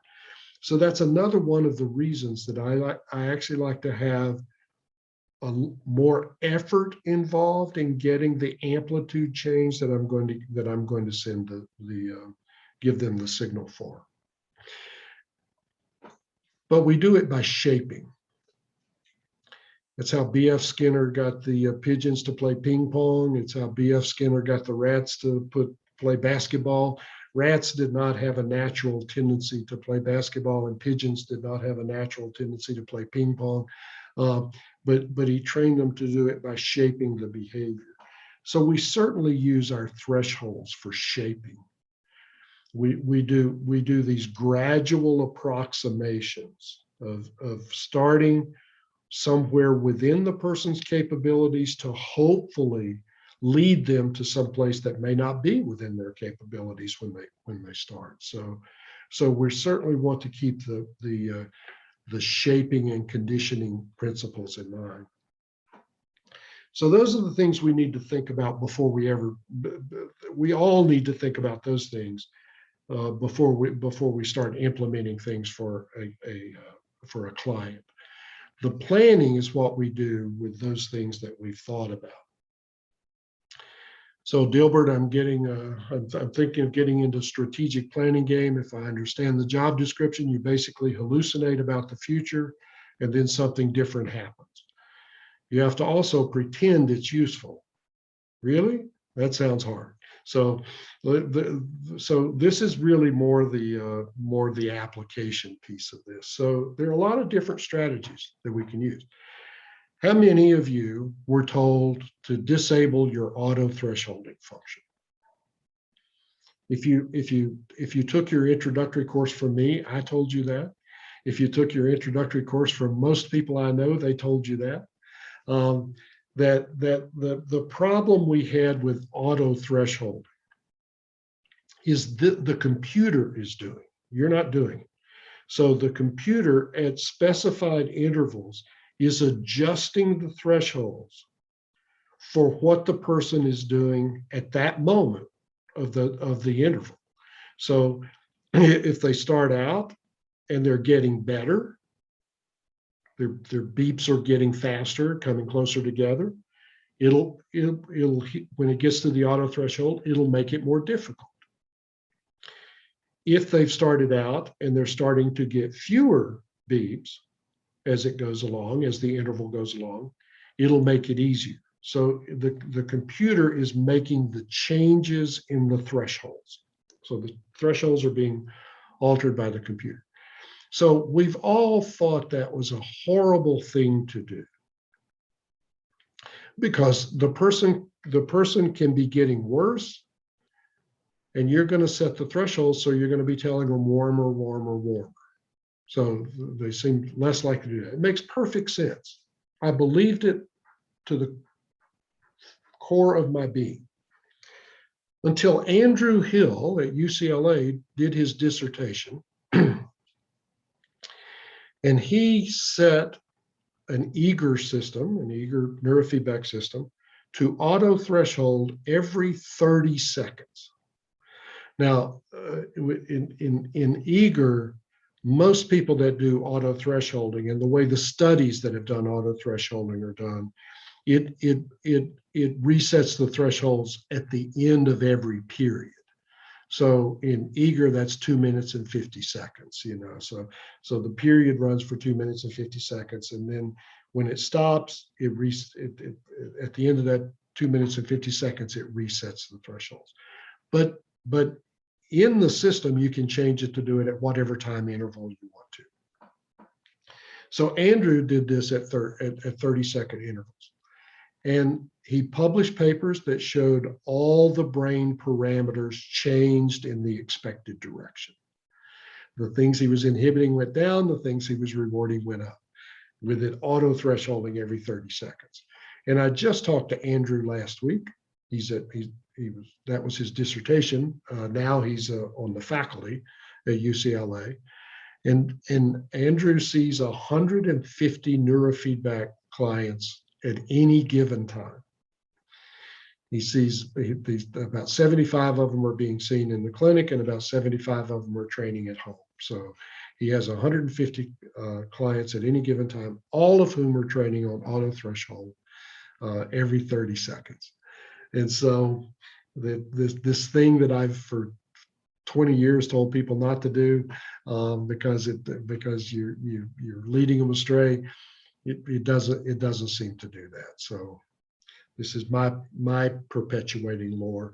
We still don't do it in our clinic because we've developed the approach that we use, but it probably will make me rethink home training. And we had to rethink home training during COVID anyway, because our clinic was shut down for much of that.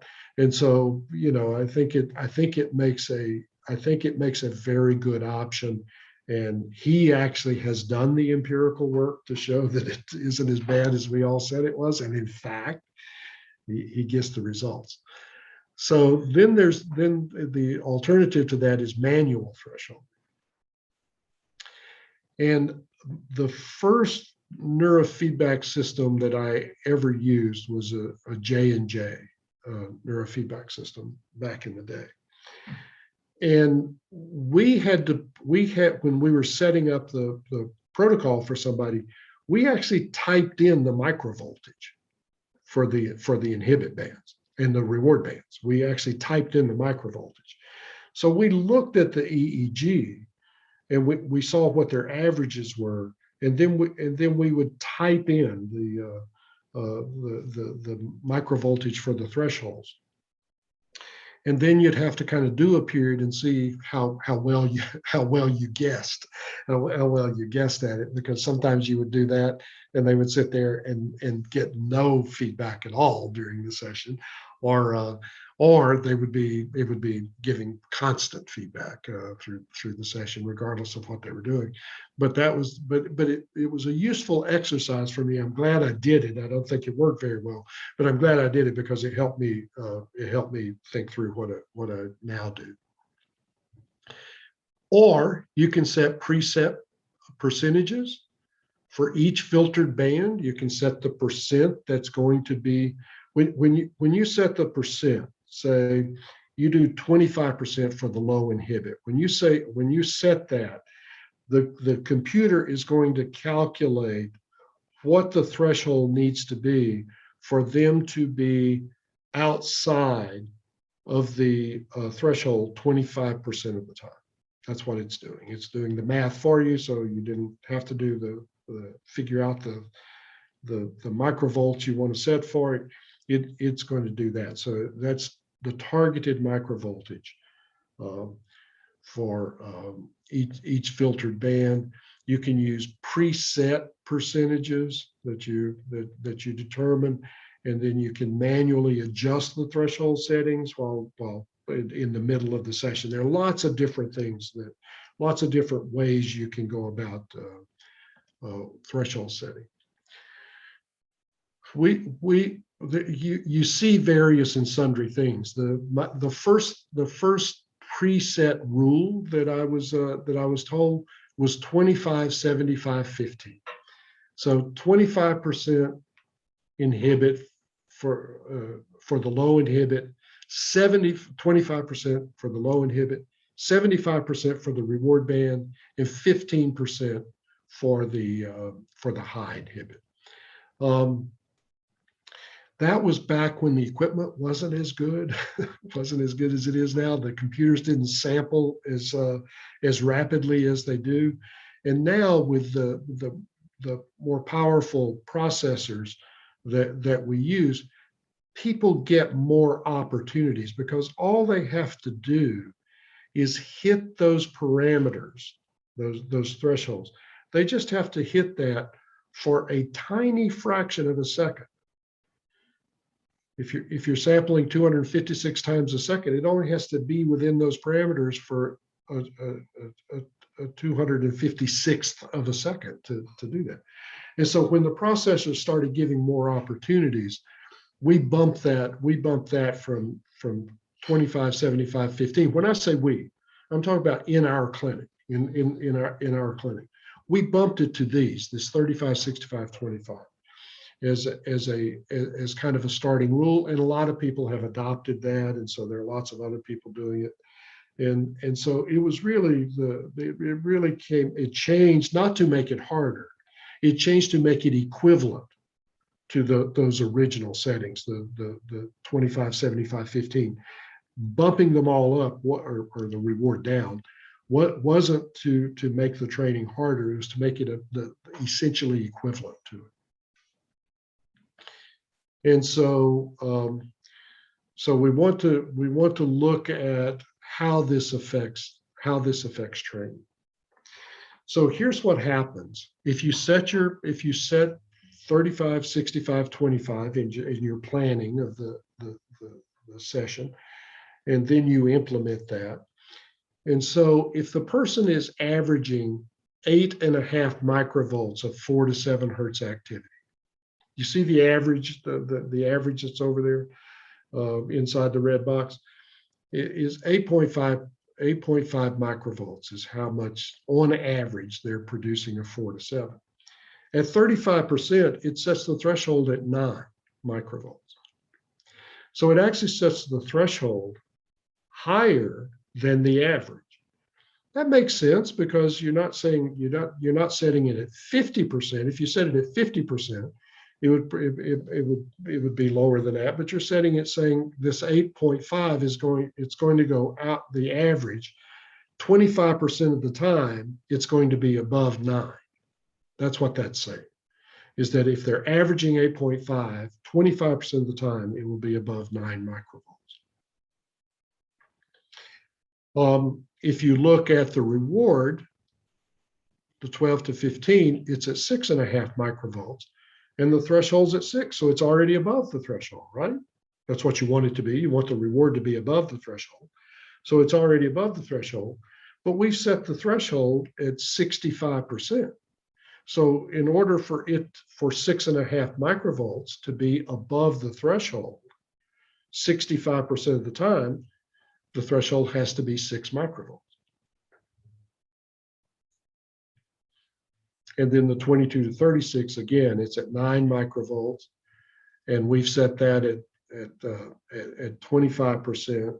And so 9.5, again, higher than the average, but then that means that 25% of the time it'll be above. So pay attention to the numbers of the threshold and think about what it is that you want. Because the history of neurofeedback was such that most of the people most of the research that was published in the 80s was published with the seizure patients that were done back in the 70s and the early 70s by Barry, or ADHD clients diagnosed with ADHD. If you sat an ADHD kid down to do neurofeedback, and in the first period, they were averaging 8.5 microvolts of 4 to 7, 6.5 microvolts of 12 to 15, and 9 microvolts of 22 to 36. And after you did 5, 6, 7, 8 periods of neurofeedback, they were at 8.5 microvolts, 6.5 microvolts, and 9 microvolts. That would have been a very successful session for an ADHD kid, because an ADHD kid will typically get progressively worse as the session goes along. They'll get bored, they'll get restless, they'll start squirming, all kinds of things will happen. So if you could keep their amplitudes throughout a session at close to the same level, good job. That would be a really good job. And that kid would have learned a lot, and that kid would benefit from it. And there are lots and lots and lots and lots and lots of studies out there that show that those kids did benefit. Again, back at that time, it was more like 25, 75, 15, but it's the same idea. It's exactly the same idea, regardless of what they were. So being able to keep someone where they were. But for the people I see, I really don't want them to stay where they sit down. I want those things to change. So this is where we get a little more stringent about our thresholds than that. So this is now I want to talk about managing, and then I'll put all this together when we get through the end here. Do you have any idea for your story yet? No, I'm waiting for inspiration. You can't just turn on creativity like a faucet. You have to be good. You have to be in the right mood. What mood is that? Last minute panic. So this is we don't want that. We don't want that. Well, we just had to talk about the energy in the room and the force field of the trainer on the trainee. And so we don't want last minute panic when we're doing these things. This was Barry's most frequently asked question of me. Ed, what the hell are you trying to do? The great thing about Barry, I would go out to his clinic in Beverly Hills out in Los Angeles, and I would watch Barry do neurofeedback with people. And then we would step outside his office. The building didn't allow smoking inside, and Barry would step outside and he would smoke 2 cigarettes as fast as he could and tell me why he did what he did during the session. And then eventually Barry would watch me do a session. And this was when this question would come up. And so he would ask me, what the hell are you trying to do? And if I explained it to him in a way that made sense, even if it was something different than what he would have done, he would say, okay, let's see what happens. And so I really appreciated that. He didn't demand that I just parrot whatever he said, but I needed to be able to explain what it was that I was attempting to accomplish. And I hope that you ask yourself what the hell you're trying to do every time you're working with somebody. And if you have a logic to what it is, then see how you always get a chance to correct it if it didn't do what you expected it to do. And so remember the study that the Ohio State study where the sham condition actually had the threshold inhibit in it. And then what I want you to remember is how good the results were, how good the results that they obtained from just setting the artifact inhibit, which you do on the raw signal. You do that on the raw signal. So you want to do this by eyeballing it. You can't do this. You can't really prefigure this without the EEG up there in front of you. And what you want to do is set the artifact inhibit so that it captures all of the EEG, but nothing else. So all of the EEG is going to be inside of it. But if something goes outside of it, it cuts off the filtered bands. Now, if the artifact inhibit is outside the threshold, it doesn't matter what the filtered bands are doing. You're not going to get a beep. You're not going to get the information out of it. And so this to me, not just because of the study, but this has always been an important part of using your thresholds to help people learn how to train. This is to help train the trainee so that they learn that they need to sit relatively still. They need to be relatively relaxed. I mean, because if you tense up too much, the muscle artifact is going to go outside the threshold. And so it really, you use this initial threshold setting just to make sure that you're training the person to train their EEG. And so most systems have, most all systems have this, and it's the first threshold that you're going to be manually setting to do things. And so here's one with a lot of artifact that's going on, and you see down here, once it goes outside, until it gets back in, it just flattens on Eager's, it flattens out the signal. So there's no way that they're going to be able to get this. Now, I have sometimes used this. I've sometimes used this for people who have Tourette's, that have these spontaneous things that happen in their EEG, and I shape their training with the artifact threshold. So I start out allowing more of the signal that's generated when they have a twitch, a spasm, a vocalization, or things like that, and then gradually narrow it down. So I'm actually not, with those folks, a lot of times I'm not even paying much attention to the filtered bands. I'm actually doing almost all the training for those folks. But for most people, all I'm trying to do is make sure I'm capturing their EEG. We have a few specific instances where I've actually used it for shaping, but generally what I'm trying to do is get the EEG. There's a residential center that I've been consulting with for adolescents, and I've looked at some of their sessions. I've looked at the sessions that they were doing, and one of the things they were doing is they weren't paying much attention to the only attention they paid to the artifact inhibit was to open it wide enough that it kept the game going. So they were allowing in all the artifact.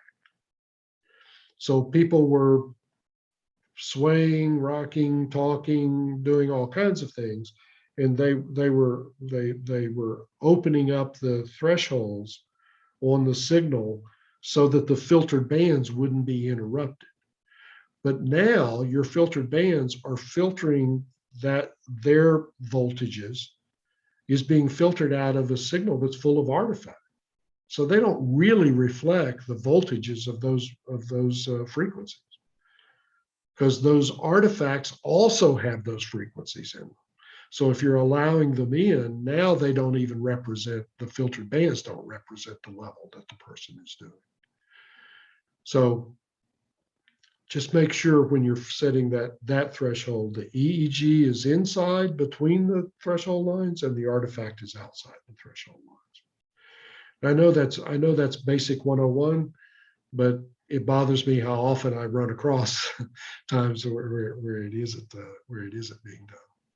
So most of the questions are now around thresholds, but we have one from James that he asked just at the end of your first block of slides. So I don't know, James, do you still want to ask the same question? Yeah, sure. Okay. Hi, James. How you doing? Good to Good. see you again. Long time no see. Oh, wow. So did you want me to ask a question? Is that what everyone's waiting? Yeah. I was just asking about, because you were talking about bipolar training. And then you were saying how it kind of, it kind of keeps itself in balance. But so how would that compare to doing 2-channel bipolar simultaneous training? Yeah, two-channel training is like training 2 1-channel protocols simultaneously. Yeah, but they're in relation to each other. Only if you set it up as an add or a sum. Yeah. Okay. But then you don't get the balancing effects. So it's fine to do. It's perfectly fine to do. No problem with doing it. But now, if you're adding them together, it's not. It's each one is too independent of the other. You just add them up or you subtract them. The sum or difference is they're still being independent. When you use a bipolar connection, they have to cooperate some to be able to do it. So they have to change their timing, because the sum and difference is just adding the amplitudes together or subtracting the amplitudes. Whereas with bipolar training, it's actually the activity that's being added and subtracted. Because with bipolar training, one of the sites is becoming the reference site. So you've got an active site and a reference site. So it's combining the 2 signals and not adding them together or subtracting them, but actually combining the signals. So it's a different product that you get from it. So there would be lots of things that I do 2-channel sum or difference training to target, but it's not the same as the stability training that you do with bipolar training, interhemispheric bipolar training. Does that make sense? Yeah, absolutely. Yeah. There's some protocols that I definitely use 2-channel sum training for when there's kind of a deficit in an activity and I want to increase that activity everywhere, then I like to use that, and the sum feature of that just adds it up. So it's good. The coherence, so I think we were talking about coherence at the time. Your sound was breaking up. I didn't quite hear it. How does that work for coherence then? Because we were talking about coherence training when we discussed this before. You have with coherence training, it depends on your system. In eager, coherence training is really synchrony training. And synchrony is like perfect coherence. If it's synchronous, it can't get more coherent than that. But if you're using a Z-score training, a 19-channel Z-score training, or it doesn't have to be 19 channels, it could be any number of channels. You can actually train coherence, which isn't the same as synchrony. Synchrony is a form of coherence, but it's not. There are other forms of coherence, and so the coherence is the phase relationship between the same activity at 2 different sites. So if you saw a theta burst at one site, and 300 milliseconds later, you saw a theta burst at the other side. And every time you saw the theta burst at the first site, 300 milliseconds later, you saw it at the second site. That's coherence. So in eager, you can't do that because you have to be running a QEEG program in the background to do that, which Eager's capable of doing. You can have NeuroGuide running in the background and train coherence that way. But in Eager, without that option, what you're training is synchrony. You're training them to do the same thing at both sites at the same time. So it does affect coherence. It still affects coherence, but it's a particular form of coherence that's being trained. Sorry, monopolizing it. Just what does NeuroGuide do in this situation? It's measuring the coherence between all 19 sites, and so you target the specific ones that you want to target, and you train it to increase coherence if it's hypocoherent, and you train it to decrease coherence if it's hypercoherent. If it's too phase locked or not sufficiently phase locked, then you're addressing that. So that's what it does in the background. The problem I have with it, just since you brought up the topic, is that phase is pretty variable in an EEG. I don't see it's the thing that to me has the least retest reliability in an EEG, and so that's why it's hard to train it apart from the EEG, because it shifts, it's dynamic. People that have brain damage, it's more consistent, but without brain damage, it's pretty variable. So you get different phase, you'll get different phase maps. If you do multiple QEEGs on the same person, you get different phase maps pretty frequently. Yeah, that's interesting. Thank you. Sure.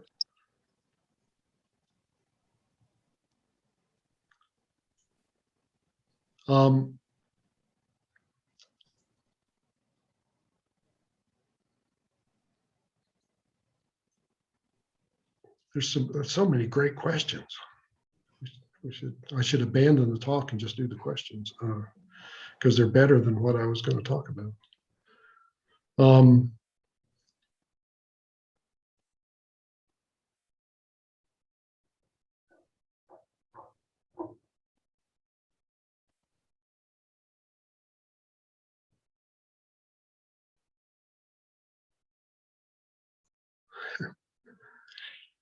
Someone asked about, Katie asked about thoughts about communicating with clients in session around more significant threshold adjustments. The answer to, I will preface the answer to every single every single question I'm asked with, it depends. So there are people that I work with that if I tell them I'm changing anything, they immediately get anxious. They're change resistant people, and their tension will shoot up and things like that. So generally I don't say anything to them. Most people, because if I'm making a significant change, which is what this is asking about, if I'm making a significant change, it's going to affect their rate, the rate that they're getting information. And so I want them to know that. I want them to know that that's going to be the case.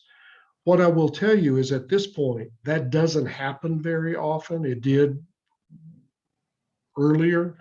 I would be making more changes during the session than I generally do now. But certainly if I'm going to do something that their same effort is not going to get the same result, I want them to be aware of that. And I will often phrase it in a way that as an accomplishment. You were doing so well, I need to make it a little more challenging. So that feels good. That feels good when they hear that. And so I'll phrase it that way. if I need to make it easier, I generally don't say anything. We usually will have a little pause. I don't do this. I don't generally do this on the fly. I don't usually do this during the time of them training. We'll do it during a rest period. And so during the rest period, I will, if I need to make it easier, I'll usually say, wow, you know, you got through that whole period. Here's what you did. Let's see what you do. Let's see what you do during the next training period. And so I'll make the shift. And I generally don't make a great big shift. So usually if I'm making a significant shift, it's usually making it harder. If I'm making it easier, I don't usually make it that much easier. I just get them to the point where now they're going to be getting more signals than they did. But remember, I don't give a lot of signals. so I'm not, my shifts are not big. My shifts are not going to double their points or things like that, because I'm not generally making shifts that big.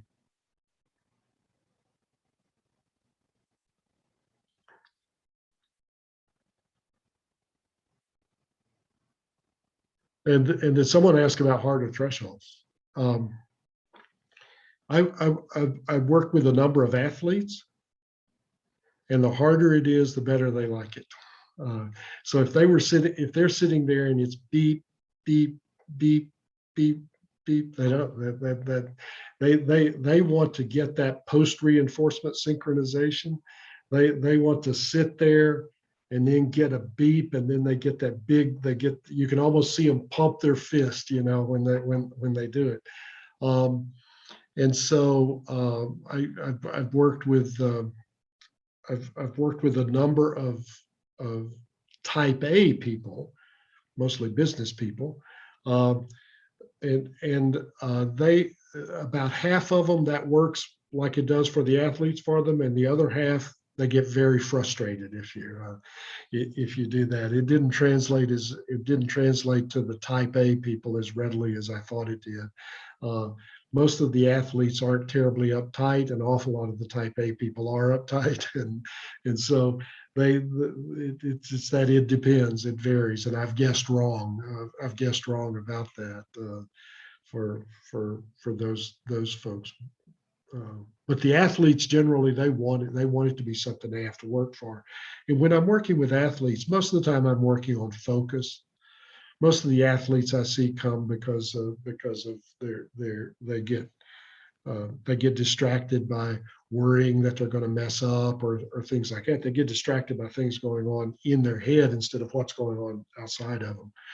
And so I'm usually working on focus, and so I generally set those thresholds pretty stringent for them, because they really need to narrow their focus in for it, and you feel that.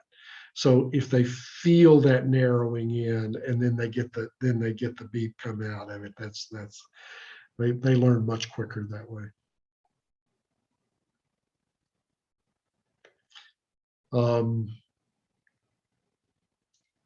I've lost the name on this one. I saw it in passing about sensitive clients with more challenging thresholds getting a rebound effect. And that's, you know, you get, I think you can get that with any of the threshold settings. And I think you're sensitive. I love sensitive clients. I dislike reactive clients, but I love sensitive clients because they are aware of things. Because I have a question that I ask. This is part of what shaped me using thresholds the way that I use them. Is at a rest period, I always ask the person, what did you notice? I don't ask them, did you notice anything? I say, what did you notice?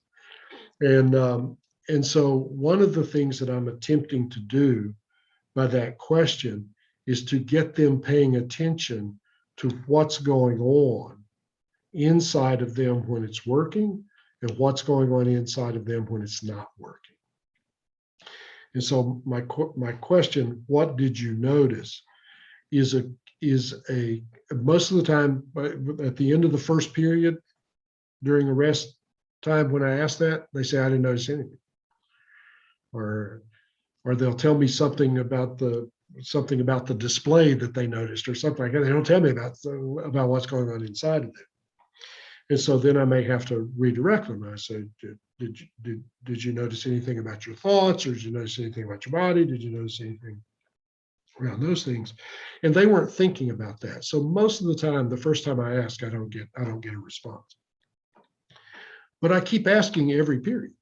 So eventually they actually start paying attention, because if somebody keeps asking you a question, you want to provide them with an answer. You don't want to keep saying, I didn't notice anything over and over and over. And so then they start noticing. Then they start noticing things. So this is going to lead us into something that I'll talk about in a little bit later. Yeah.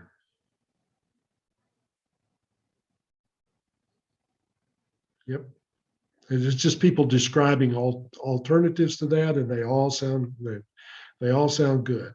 The thing that's important, the thing about the mini paths, is being consistent about what you do. The reason for being consistent about what you do is not just about that person that's training, it's about your learning. If you're consistent about the choices you make and the decisions you make about difficulty or ease or things like that, if you apply those things consistently, you'll develop this experiential base of knowledge as to what works best with whom. Because neurofeedback does seem to work for an awful lot of people. It does not work for everybody. I don't care what anybody says. It does not work for everybody, but it works for a great number of people. But the exact same approach doesn't work for all of those people. And so we need to have some flexibility, but it needs to be a consistent way of approaching things. And so that's how we learn. So if you use auto threshold, as long as you use auto threshold all the time, and you use it at the same intervals, whether it's 30 seconds or whether it's every 3 minutes, as long as you do that consistently, you will learn how to apply that. You'll learn how to apply that, just as Andrew Hill has done and has built a tremendously large, successful clinic in Los Angeles using the thing that I specifically told him not to do. He doesn't remember me specifically telling him not to do that, but I specifically told him not to do that. It was fortunate for him, he didn't remember it, I guess.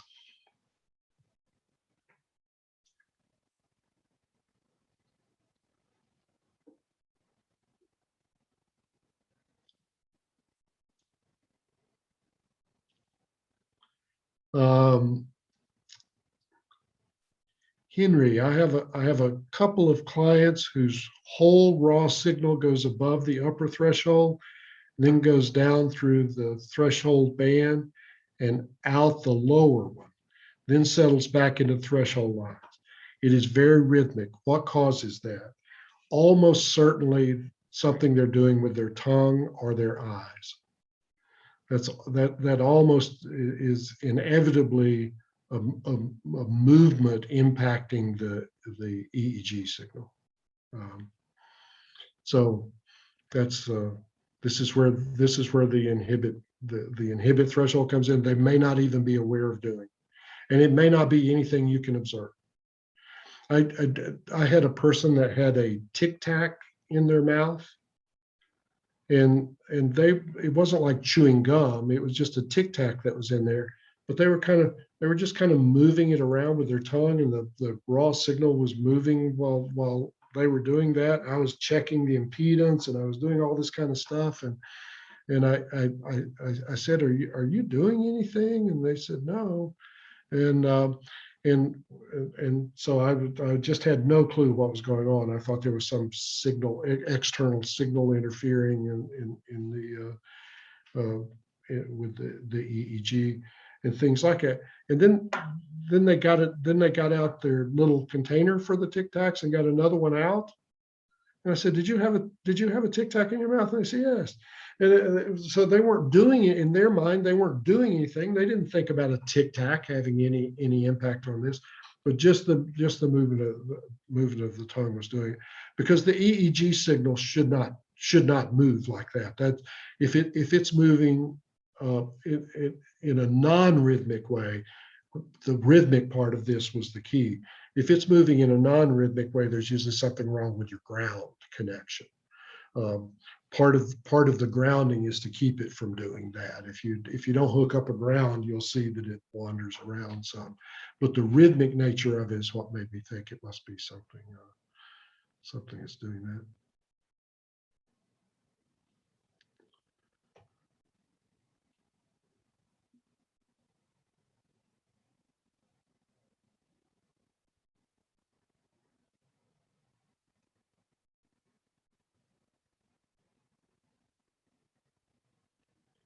Yeah, I like you're all doing good jobs. You're as you explain what you're doing, the way you're explaining it is exactly what I would hope from it. So that's great. So let me talk to you about what we do about things. So one of the things we do is we always take measurements. So we always measure. We don't always do QEEGs. I don't require people to have QEEGs. And at this point, there are so many folks, and I try to save them the expense of the QEEG, because we charge a fair amount for it, because I use 3 different databases and I had to pay for all of them, and then it takes me a long time to go through 3 databases to analyze the EEG. So it's an expensive process, and I would rather save people money, especially if I think I can do this. I don't need a QEEG. I know what I'm going to do with this person, and so we do take measurements, and so we'll take measurements at CZ, and we'll look at that, and so I'll look at the averages across that. And these are not just ours. These are other people too. I train down things that are too high before I attempt to train up things that are too low. It in my experience is just so much easier. It's just so much easier to train down things that are amplitudes that are excessively high. I also train down things that are too fast before I try to train down things that are too slow, because in my experience, I was never able to get rid of the slow if I didn't get rid of the fast. And here's where it took me a while to figure that out. It took me longer than it should have, but I'm a slow guy. The thing that I realized about this is most of the if you get people who are showing excessively high fast frequency amplitudes, it's not their EEG, it's their musculature, because you really can't make 18 microvolts of fast frequency beta and not probably cause hyperthermia to kill brain cells. So there is certainly a correlation between muscle tension, which can go up to 30 microvolts or more if they clamp down hard enough. It can go way up. There's certainly a correlation between muscle tension and fast frequency beta activity. There's a correlation between those things. But most of our efforts when we're inhibiting that activity is really going to be muscle control, is just relaxing the muscles until it gets down somewhere 10 microvolts or below. Then you can be training the EEG. So, but one of the things that happen that kind of confuses us sometimes, that I learned from the trauma population, is the cortex of their brain very frequently has excessively high low frequency activity, high amplitude, low frequency activity, particularly in the frontal lobe, So we think of excess low frequency activity as under arousal. Well, most of the trauma population is not under aroused. Most of the trauma population is extremely over aroused. What is under aroused is their cortex. The brain stem and the limbic areas of their brain are very over aroused, but the cortex is under aroused. So to get that under arousal down in that population, you need to get the brain calmed down. So we target the fast before we target the slow, and that was the reason we weren't able to train down the slow frequency activity if the fast frequency activity stayed up.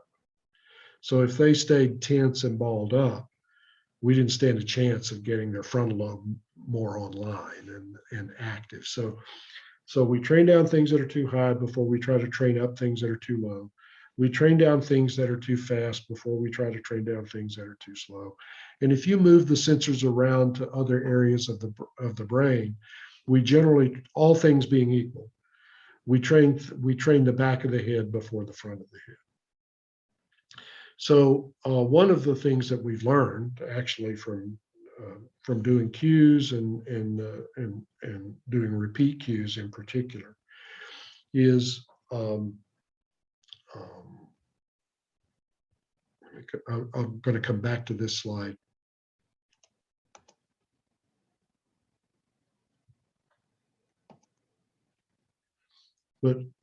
But all information goes into the back of the head first. So all the information you're taking in through all of your senses, including your internal senses, not just your external senses, but all of that information projects to the back of the head first. It gets organized back there, things get filtered out, things get put in, but all of it goes to the back of the head. Then it goes to the middle of the head for processing. You compare it to your memory centers. What have you seen like this before? What happened? All of that kind of stuff. And then it passes to the front of the head for you to act on it, for you to take some action. So input is in the back of the head, processing is in the middle of the head, and output is in the front of the head. So if there are problems in the back of the head, it really doesn't give the middle of the head and the front of the head much of a chance. So if it's the old computer language, garbage in, garbage out. so if it's not passing along, if the signals are jumbled, inaccurate, all of those kinds of things, then what's being processed is not what really is occurring. And so this includes, like I say, all of your internal senses, but it also includes your interoceptive, proprioceptive, and vestibular information. That's information that also projects to the back of the head. And so all of that comes in, then it gets processed through your memory apparatus. Then you figure out what you're going to do in response to it. So this was talking about coherence as James and I were having this discussion. There is directional coherence in the brain. So most of the activity starts in the back, and then you'll see little delays as it moves forward from there. So that's the reason, the back before the front. So if the pattern of activity, if you measure not just CZ, but if you measure FZ, CZ, and PZ, and you see the same pattern, you see too much theta, or you see too much fast frequency beta, or you see too little alpha, whatever it is you're seeing, if you see that everywhere, you may as well train in the middle of that. C3, CZ, C4, because that's in the middle of the head, so you're gonna have an impact both front and back. If you're CZ, you get left, right, front, back. So that's why so many people have trained people at CZ. So if you're training global activation, it probably doesn't matter very much where you stick your sensor. It's going to pick up global activation wherever it is. And so you don't need to do the back before front or things like that. If there are discrepancies in different regions, then that's where you want to start training it in the back and clean that up and then move forward. So that's where those things come from. So here's now I'm going to tell you these are 3 people that I just pulled at random out of one of the eager computers at work, and so we ignored delta because we don't ignore delta when we do a quantitative EEG, but we ignore delta when we do a mini map, because you've just got that one wire. You just got one wire hanging there. When we do a quantitative EEG, we have a cap and a cable, but here you've just got one wire, and that one wire is hanging there. And every time they breathe, it registers that as delta. Every time their heart beats, it registers it as delta. So the movement in that wire that's touching their scalp and then probably their shoulder or something else like that, it inflates the delta. So we kind of ignore delta in those things. I don't ignore it in a cube, but I ignore it in the mini map. And we look at so we look at these, and I don't know if you do this or not, but in an adult, it's different for adolescents and for children, but in an adult, you expect the theta to be high single digits, low double digits. High single, low double. So somewhere between 9 and 11, somewhere in there is what you kind of expect theta to be. You expect in an adult, you expect the alpha to be very similar to the theta. So high single digits, low double digits. In an adult, you expect the alpha to be a little higher than the theta. Still in that same range, but because they essentially should be very close to each other in amplitude. The betas should be between 5 and 7 microvolts, and the fast frequency beta should be about the same as all the other betas. The betas kind of hold hands. So they should kind of go up and down together. I'm talking about what you would expect, what's typical. That's not usually what we see when we take these measurements. So here's an adult. This was from an adult machine, so I know it was from an adult, who had 18.4 microvolts of theta, 14.6 microvolts of alpha, 8.9 microvolts of beta, and 11.4 microvolts of fast beta. So this is going to be one of those train down too high before too low, train down too fast before too slow. So the theta's elevated, right? The alpha's elevated, the beta's elevated, and the fast beta's elevated. So all 4 bands are elevated. Now there's nothing wrong with setting thresholds and inhibiting the theta. I would choose the theta to inhibit with this array because the theta is higher than the alpha. So the alpha and the theta should be about the same. So the theta is probably pulling up the alpha. We stop at 8 with the theta, and we start at 8 with the alpha. So if the theta is elevated, it's like pulling up a rubber sheet. It's going to pull up the alpha. If you take that into account, the alpha's not doing too bad. It's closer to where it should be than the theta is. So the theta is probably the problem here. And then the beta is trying to compensate for all of that slow frequency activity. So it's a little higher than it should be, but it's closer to where it should be. But the fast beta is significantly higher. So this is someone that I would want to set up a protocol to inhibit the fast beta. Now, one thing we know from some research that we have done, it's easier for your brain to learn how to alter a single band than it is to alter multiple bands. We've done most of our work attempting to alter multiple bands. We have a low inhibit. Sometimes we have two low inhibits and a reward and a high inhibit. So we have a variety of information streams being fed in. But if I want somebody to lower their fast frequency beta, one of the things I do is I set the thresholds easy for everything but the fast frequency beta. So I will make everything else easy to initially target the fast frequency beta, because in my experience, if I don't get that down, nothing else is going to change. So the very first thing I want to do is to get them to reduce their arousal, which will reduce their fast beta.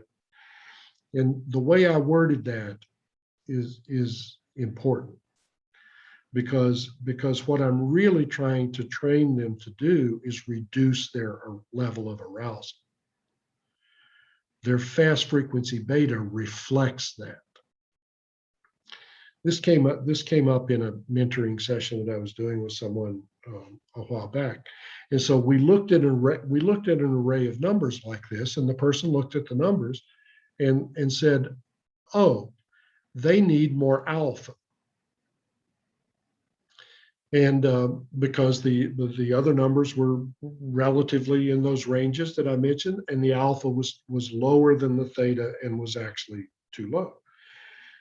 Technically, that was absolutely right, what they said. And what I heard was them saying what they heard me say when I taught them how to look at these maps. When I taught them how to look at this, I was hearing my own words. And I thought, that's not exactly what they need. Because if they just need more alpha, if they smoke some pot, or take a shot of Irish whiskey, they will almost certainly get more alpha. But what they need to do is learn to generate the level of open focus that's associated with alpha waves. So telling them they need more alpha is not a good coaching strategy. Teaching them something about open focus, and this is why this is neurotherapy. So what they do is, while they're doing neurofeedback, they're practicing softening their focus and yet staying externally focused, not daydreaming or drifting off in their head or things like that. So with their fast frequency beta, what I'm trying to get them to do is, so if I'm coaching them, I'm going to coach them to relax their jaw. I may teach them some yoga breathing, whatever it is, whatever is going to be most amenable for them. I live in a bohemian alternative kind of community, so I can pull out the yoga stuff and things like that, and they already know the language and stuff, so it works really well. But that would be my target. I'm kind of ignoring, with my thresholds, I'm kind of ignoring everything else. I'm ignoring all those other things. I'm making the thresholds really easy. And with fast beta, or with muscle tension, I'm not going to make the threshold super hard for them to do that, but I am going to set it below 11.4. Because if I take everything else out of the equation, those thresholds that you saw when I showed you the thresholds, where if I did 60, if I did 35, 65, 25, the 25% is going to set the threshold above 11.4. So I'm not going to worry about the percents or things like that. I'm going to set that threshold. I'm manually going to adjust that threshold to where it's a little bit below 11.4. And when they drop it down, when they drop that down, then I can keep walking it down. I can shape that. So with fast frequency beta, with muscle tension, if they give up a little bit, I want them to get an attagirl or an attaboy. I want that to register, but I want them to give up some tension in order to get it. I want them to release some of that tension. So I would set that. I would probably set that, if it was 11.4, I would set it somewhere between 10.5 and 11. And when they start getting it down, consistently getting it down to that, then I may just keep walking it down. That may not happen in the first session.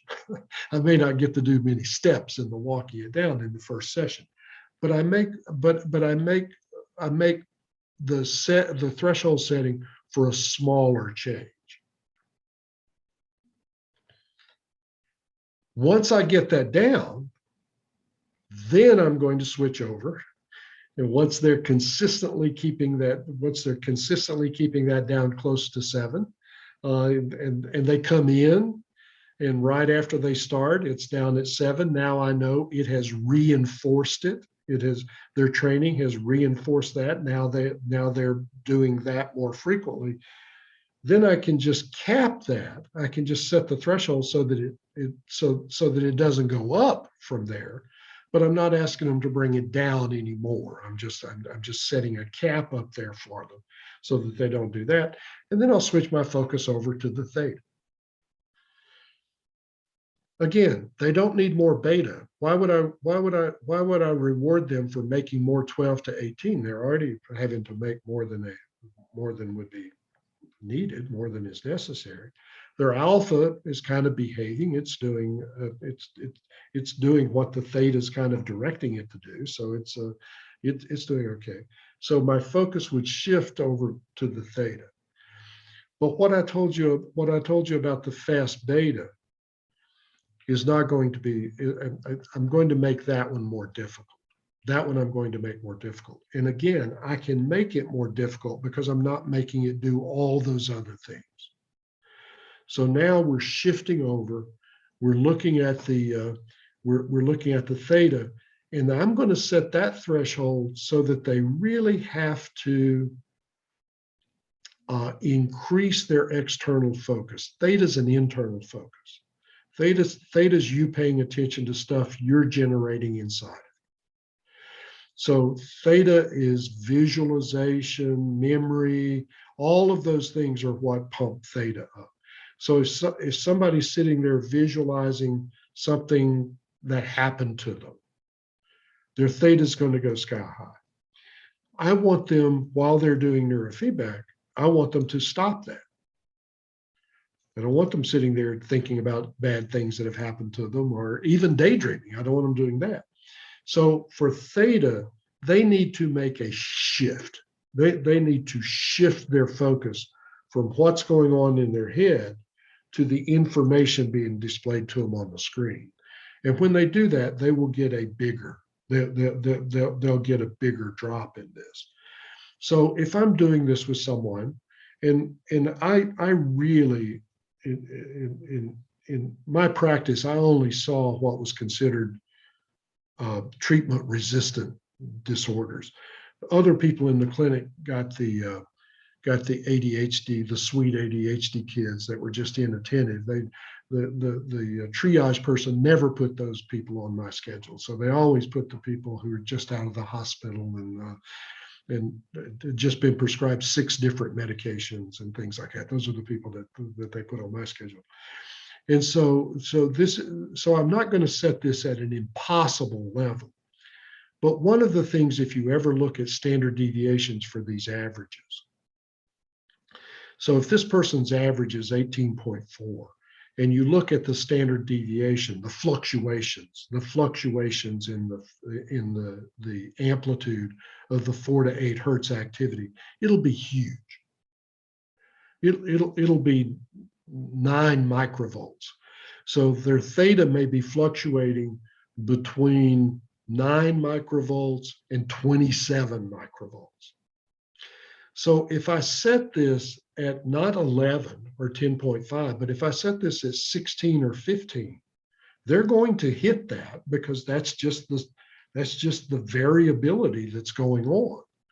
So they're going to drop below 16.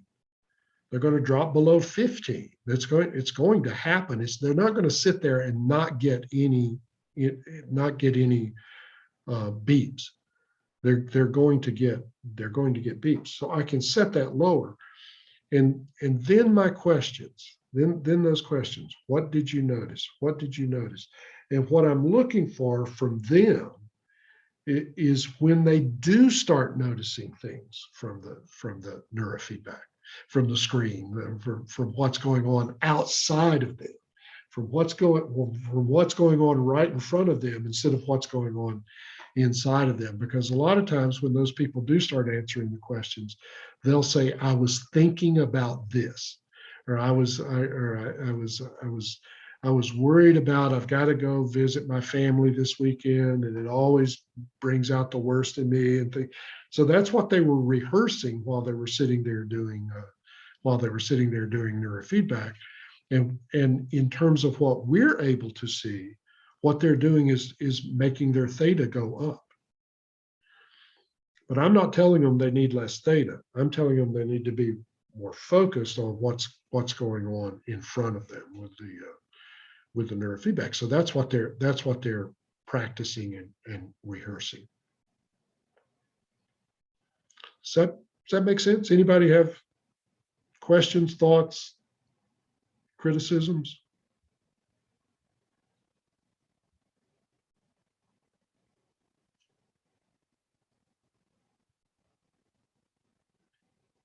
Okay.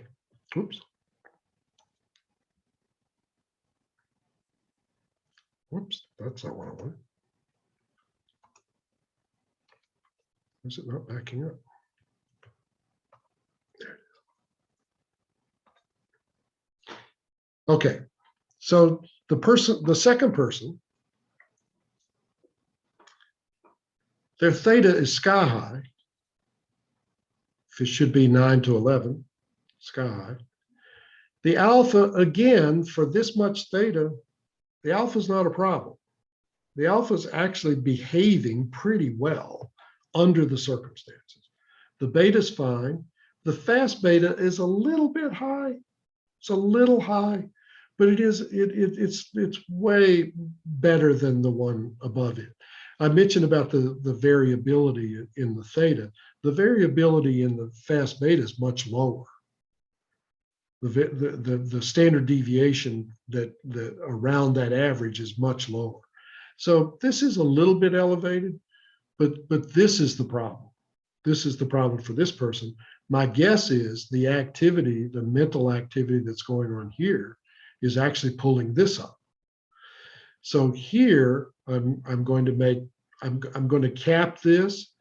I'm going to set this at somewhere like 8.5 is where I'm going to set this, just so it doesn't go up, because my assumption is as this comes down, this is going to come down. So, but I'm going to put it in there. But as long as it stays where it is, the person's not going to have a problem with it. I'm going to make this, I'm going to make the reward, if I'm using this as the reward activity, I'm going to set it so that it should be between 5 and 7. It's right there. I don't need it to do anything. So I'm going to say, you stick around 6.2, you're going to be fine. So I'm going to make that easy for them. I'm probably going to ignore the alpha, and I'm going to put all the effort over here. So all my effort now with my thresholds, when I say all my effort, it's how I'm setting my thresholds, is going to be aimed at lowering the theta.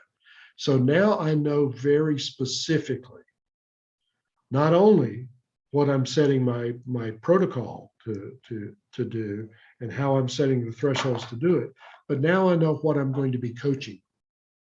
I'm going to be coaching them to be more present with the training process. So my questions are a way of doing that. Me telling them how they did at the end of each period is a way of doing that.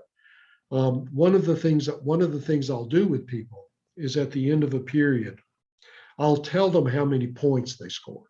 I usually don't make a big deal about that, but for people that may not even be hearing the beeps at 26.8 microvolts of theta, you may not even be hearing or seeing the things that are going on. So I'll tell them, okay, in that period, you got 17 beeps. How many do you think you're going to get the next period? Do you think you're going to get more or less? And so it now directs them to it now is directing them toward the process of training.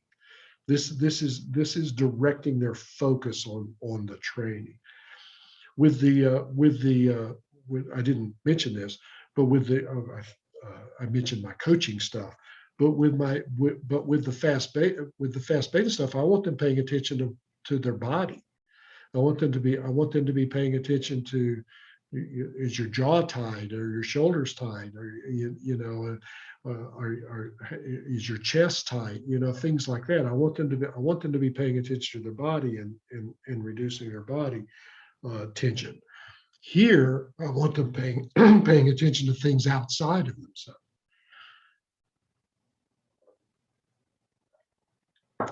So I'm going to pick a number. I'm going to pick a number on this on this 26.8 that's going to represent a bigger decrease. Now, let's say I didn't pick one that was a bigger. Let's say it's 26.8, and let's say I picked 25. Well, they're going to get some beeps, because remember, it's probably varying between 9 and 27. So there's going to be several opportunities for it to be below that. But if I'm wrong, then I just adjust. Then I just adjust it. The next round, I just make adjustments. So as I'm doing this, I'm seeing the effect it's having based on the score that they're achieving, and then I'm making my changes accordingly.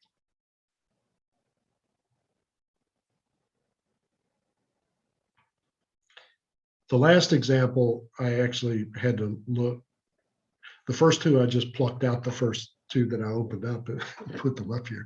The third one, I had to look because all the other ones that I looked at before I found this one looked pretty much like one of the first two. They tend to have, the people that I see tend to have excess slow frequency activity and excess fast frequency activity. So their peaks are at the edges of the continuum, and the dips are in the middle. But I looked for somebody who had something different. And this is a person that has too much alpha, and you can have too much of any. We usually think of alpha as a good thing, but you can have too much of any frequency. You can have too little of any frequency. And when you look at this is too much alpha. This is someone who is kind of in neutral all the time. So if you look, in this case, their theta is a little bit elevated from what I said, 9 to 11 microvolts. So it's a little bit elevated, but for this much alpha, wow, it's a lot closer to where you would expect it to be. The beta is a little high. Again, if either of these slow frequencies are elevated, you'll generally see beta being slightly elevated, because that's them having to compensate. So it's kind of like having to push down harder on the gas pedal. So in this case, I'm going to target alpha just like I targeted theta in the previous example. So these are the factors you have to consider. I'm speeding up because we're running out of time here. The client's level of frustration tolerance. I see a lot of people with almost none. So, but nobody knows ahead of time how many beeps they're supposed to get. They don't know how many's a lot or how many's too few. So I can still get away with my one beep every 3 seconds instead of every half second. I can get away with that because they don't know until I tell them. I say, "Wow, that was a lot. You got a lot of beeps that time," and things like that. So, but I have to take their frustration tolerance into account, because I see an awful lot of people who feel completely demoralized and completely defeated, and I want them to have a good experience with this. But I give my encouragement without deception. If I deceive them, if I kept changing the threshold so they got a bunch of beeps and they really were just getting worse and worse and worse and worse, I've now violated the laws of learning. And if you violate the laws of learning, don't expect learning. And I just told you about the frequency bands. I'm easier when I threshold the fast frequency. I'm still harder than the percentage, still harder than setting the percentages because I'm setting it below that. But since I'm taking everything else away, it's not harder for the person to be able to do. It's just giving them one stream of information instead of multiple streams of information. But I do make it harder on the others because they have to have a state shift. They have to shift.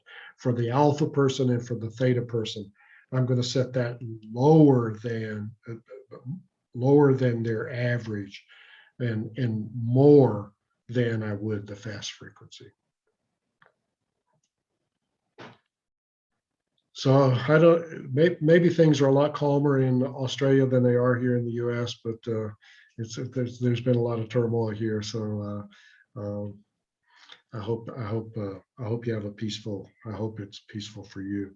But I have very much enjoyed this. It was a big topic. It's not something I generally get to talk about except in passing. And so I really appreciated having the time to do it and for the invitation. And now, you know, do more do more of things that make you happy. So I appreciate it. And I will, one of the things I'll do is I'll if someone will make sure that I get a copy of the questions that were in the chat thing, I will send responses to things that need a response. I appreciate the comments, but I will send answers to the things when I send the slides, so you can distribute them with the slides. That's great. We have only a few more questions that we'll send you all so that you can give us answers, because these questions are really good. Oh, yeah. Everything will be in your folder, Virtual Event Hub folders. So add slides and answers to your questions will be there as soon as we get the answers from you. And also, now what we can do is just convert into PDF your slides and put them in our participants folder. Good. Yep. I will send them to you to take care of all of that. Thank you so much for the invitation. And thank you so much for being with us. I know it's late for you. I slept late this morning. I slept in for this. All the best. Keep safe. Everyone Thanks. else as well, wherever you are. Stay safe, stay well, and stay with us for our next webinar.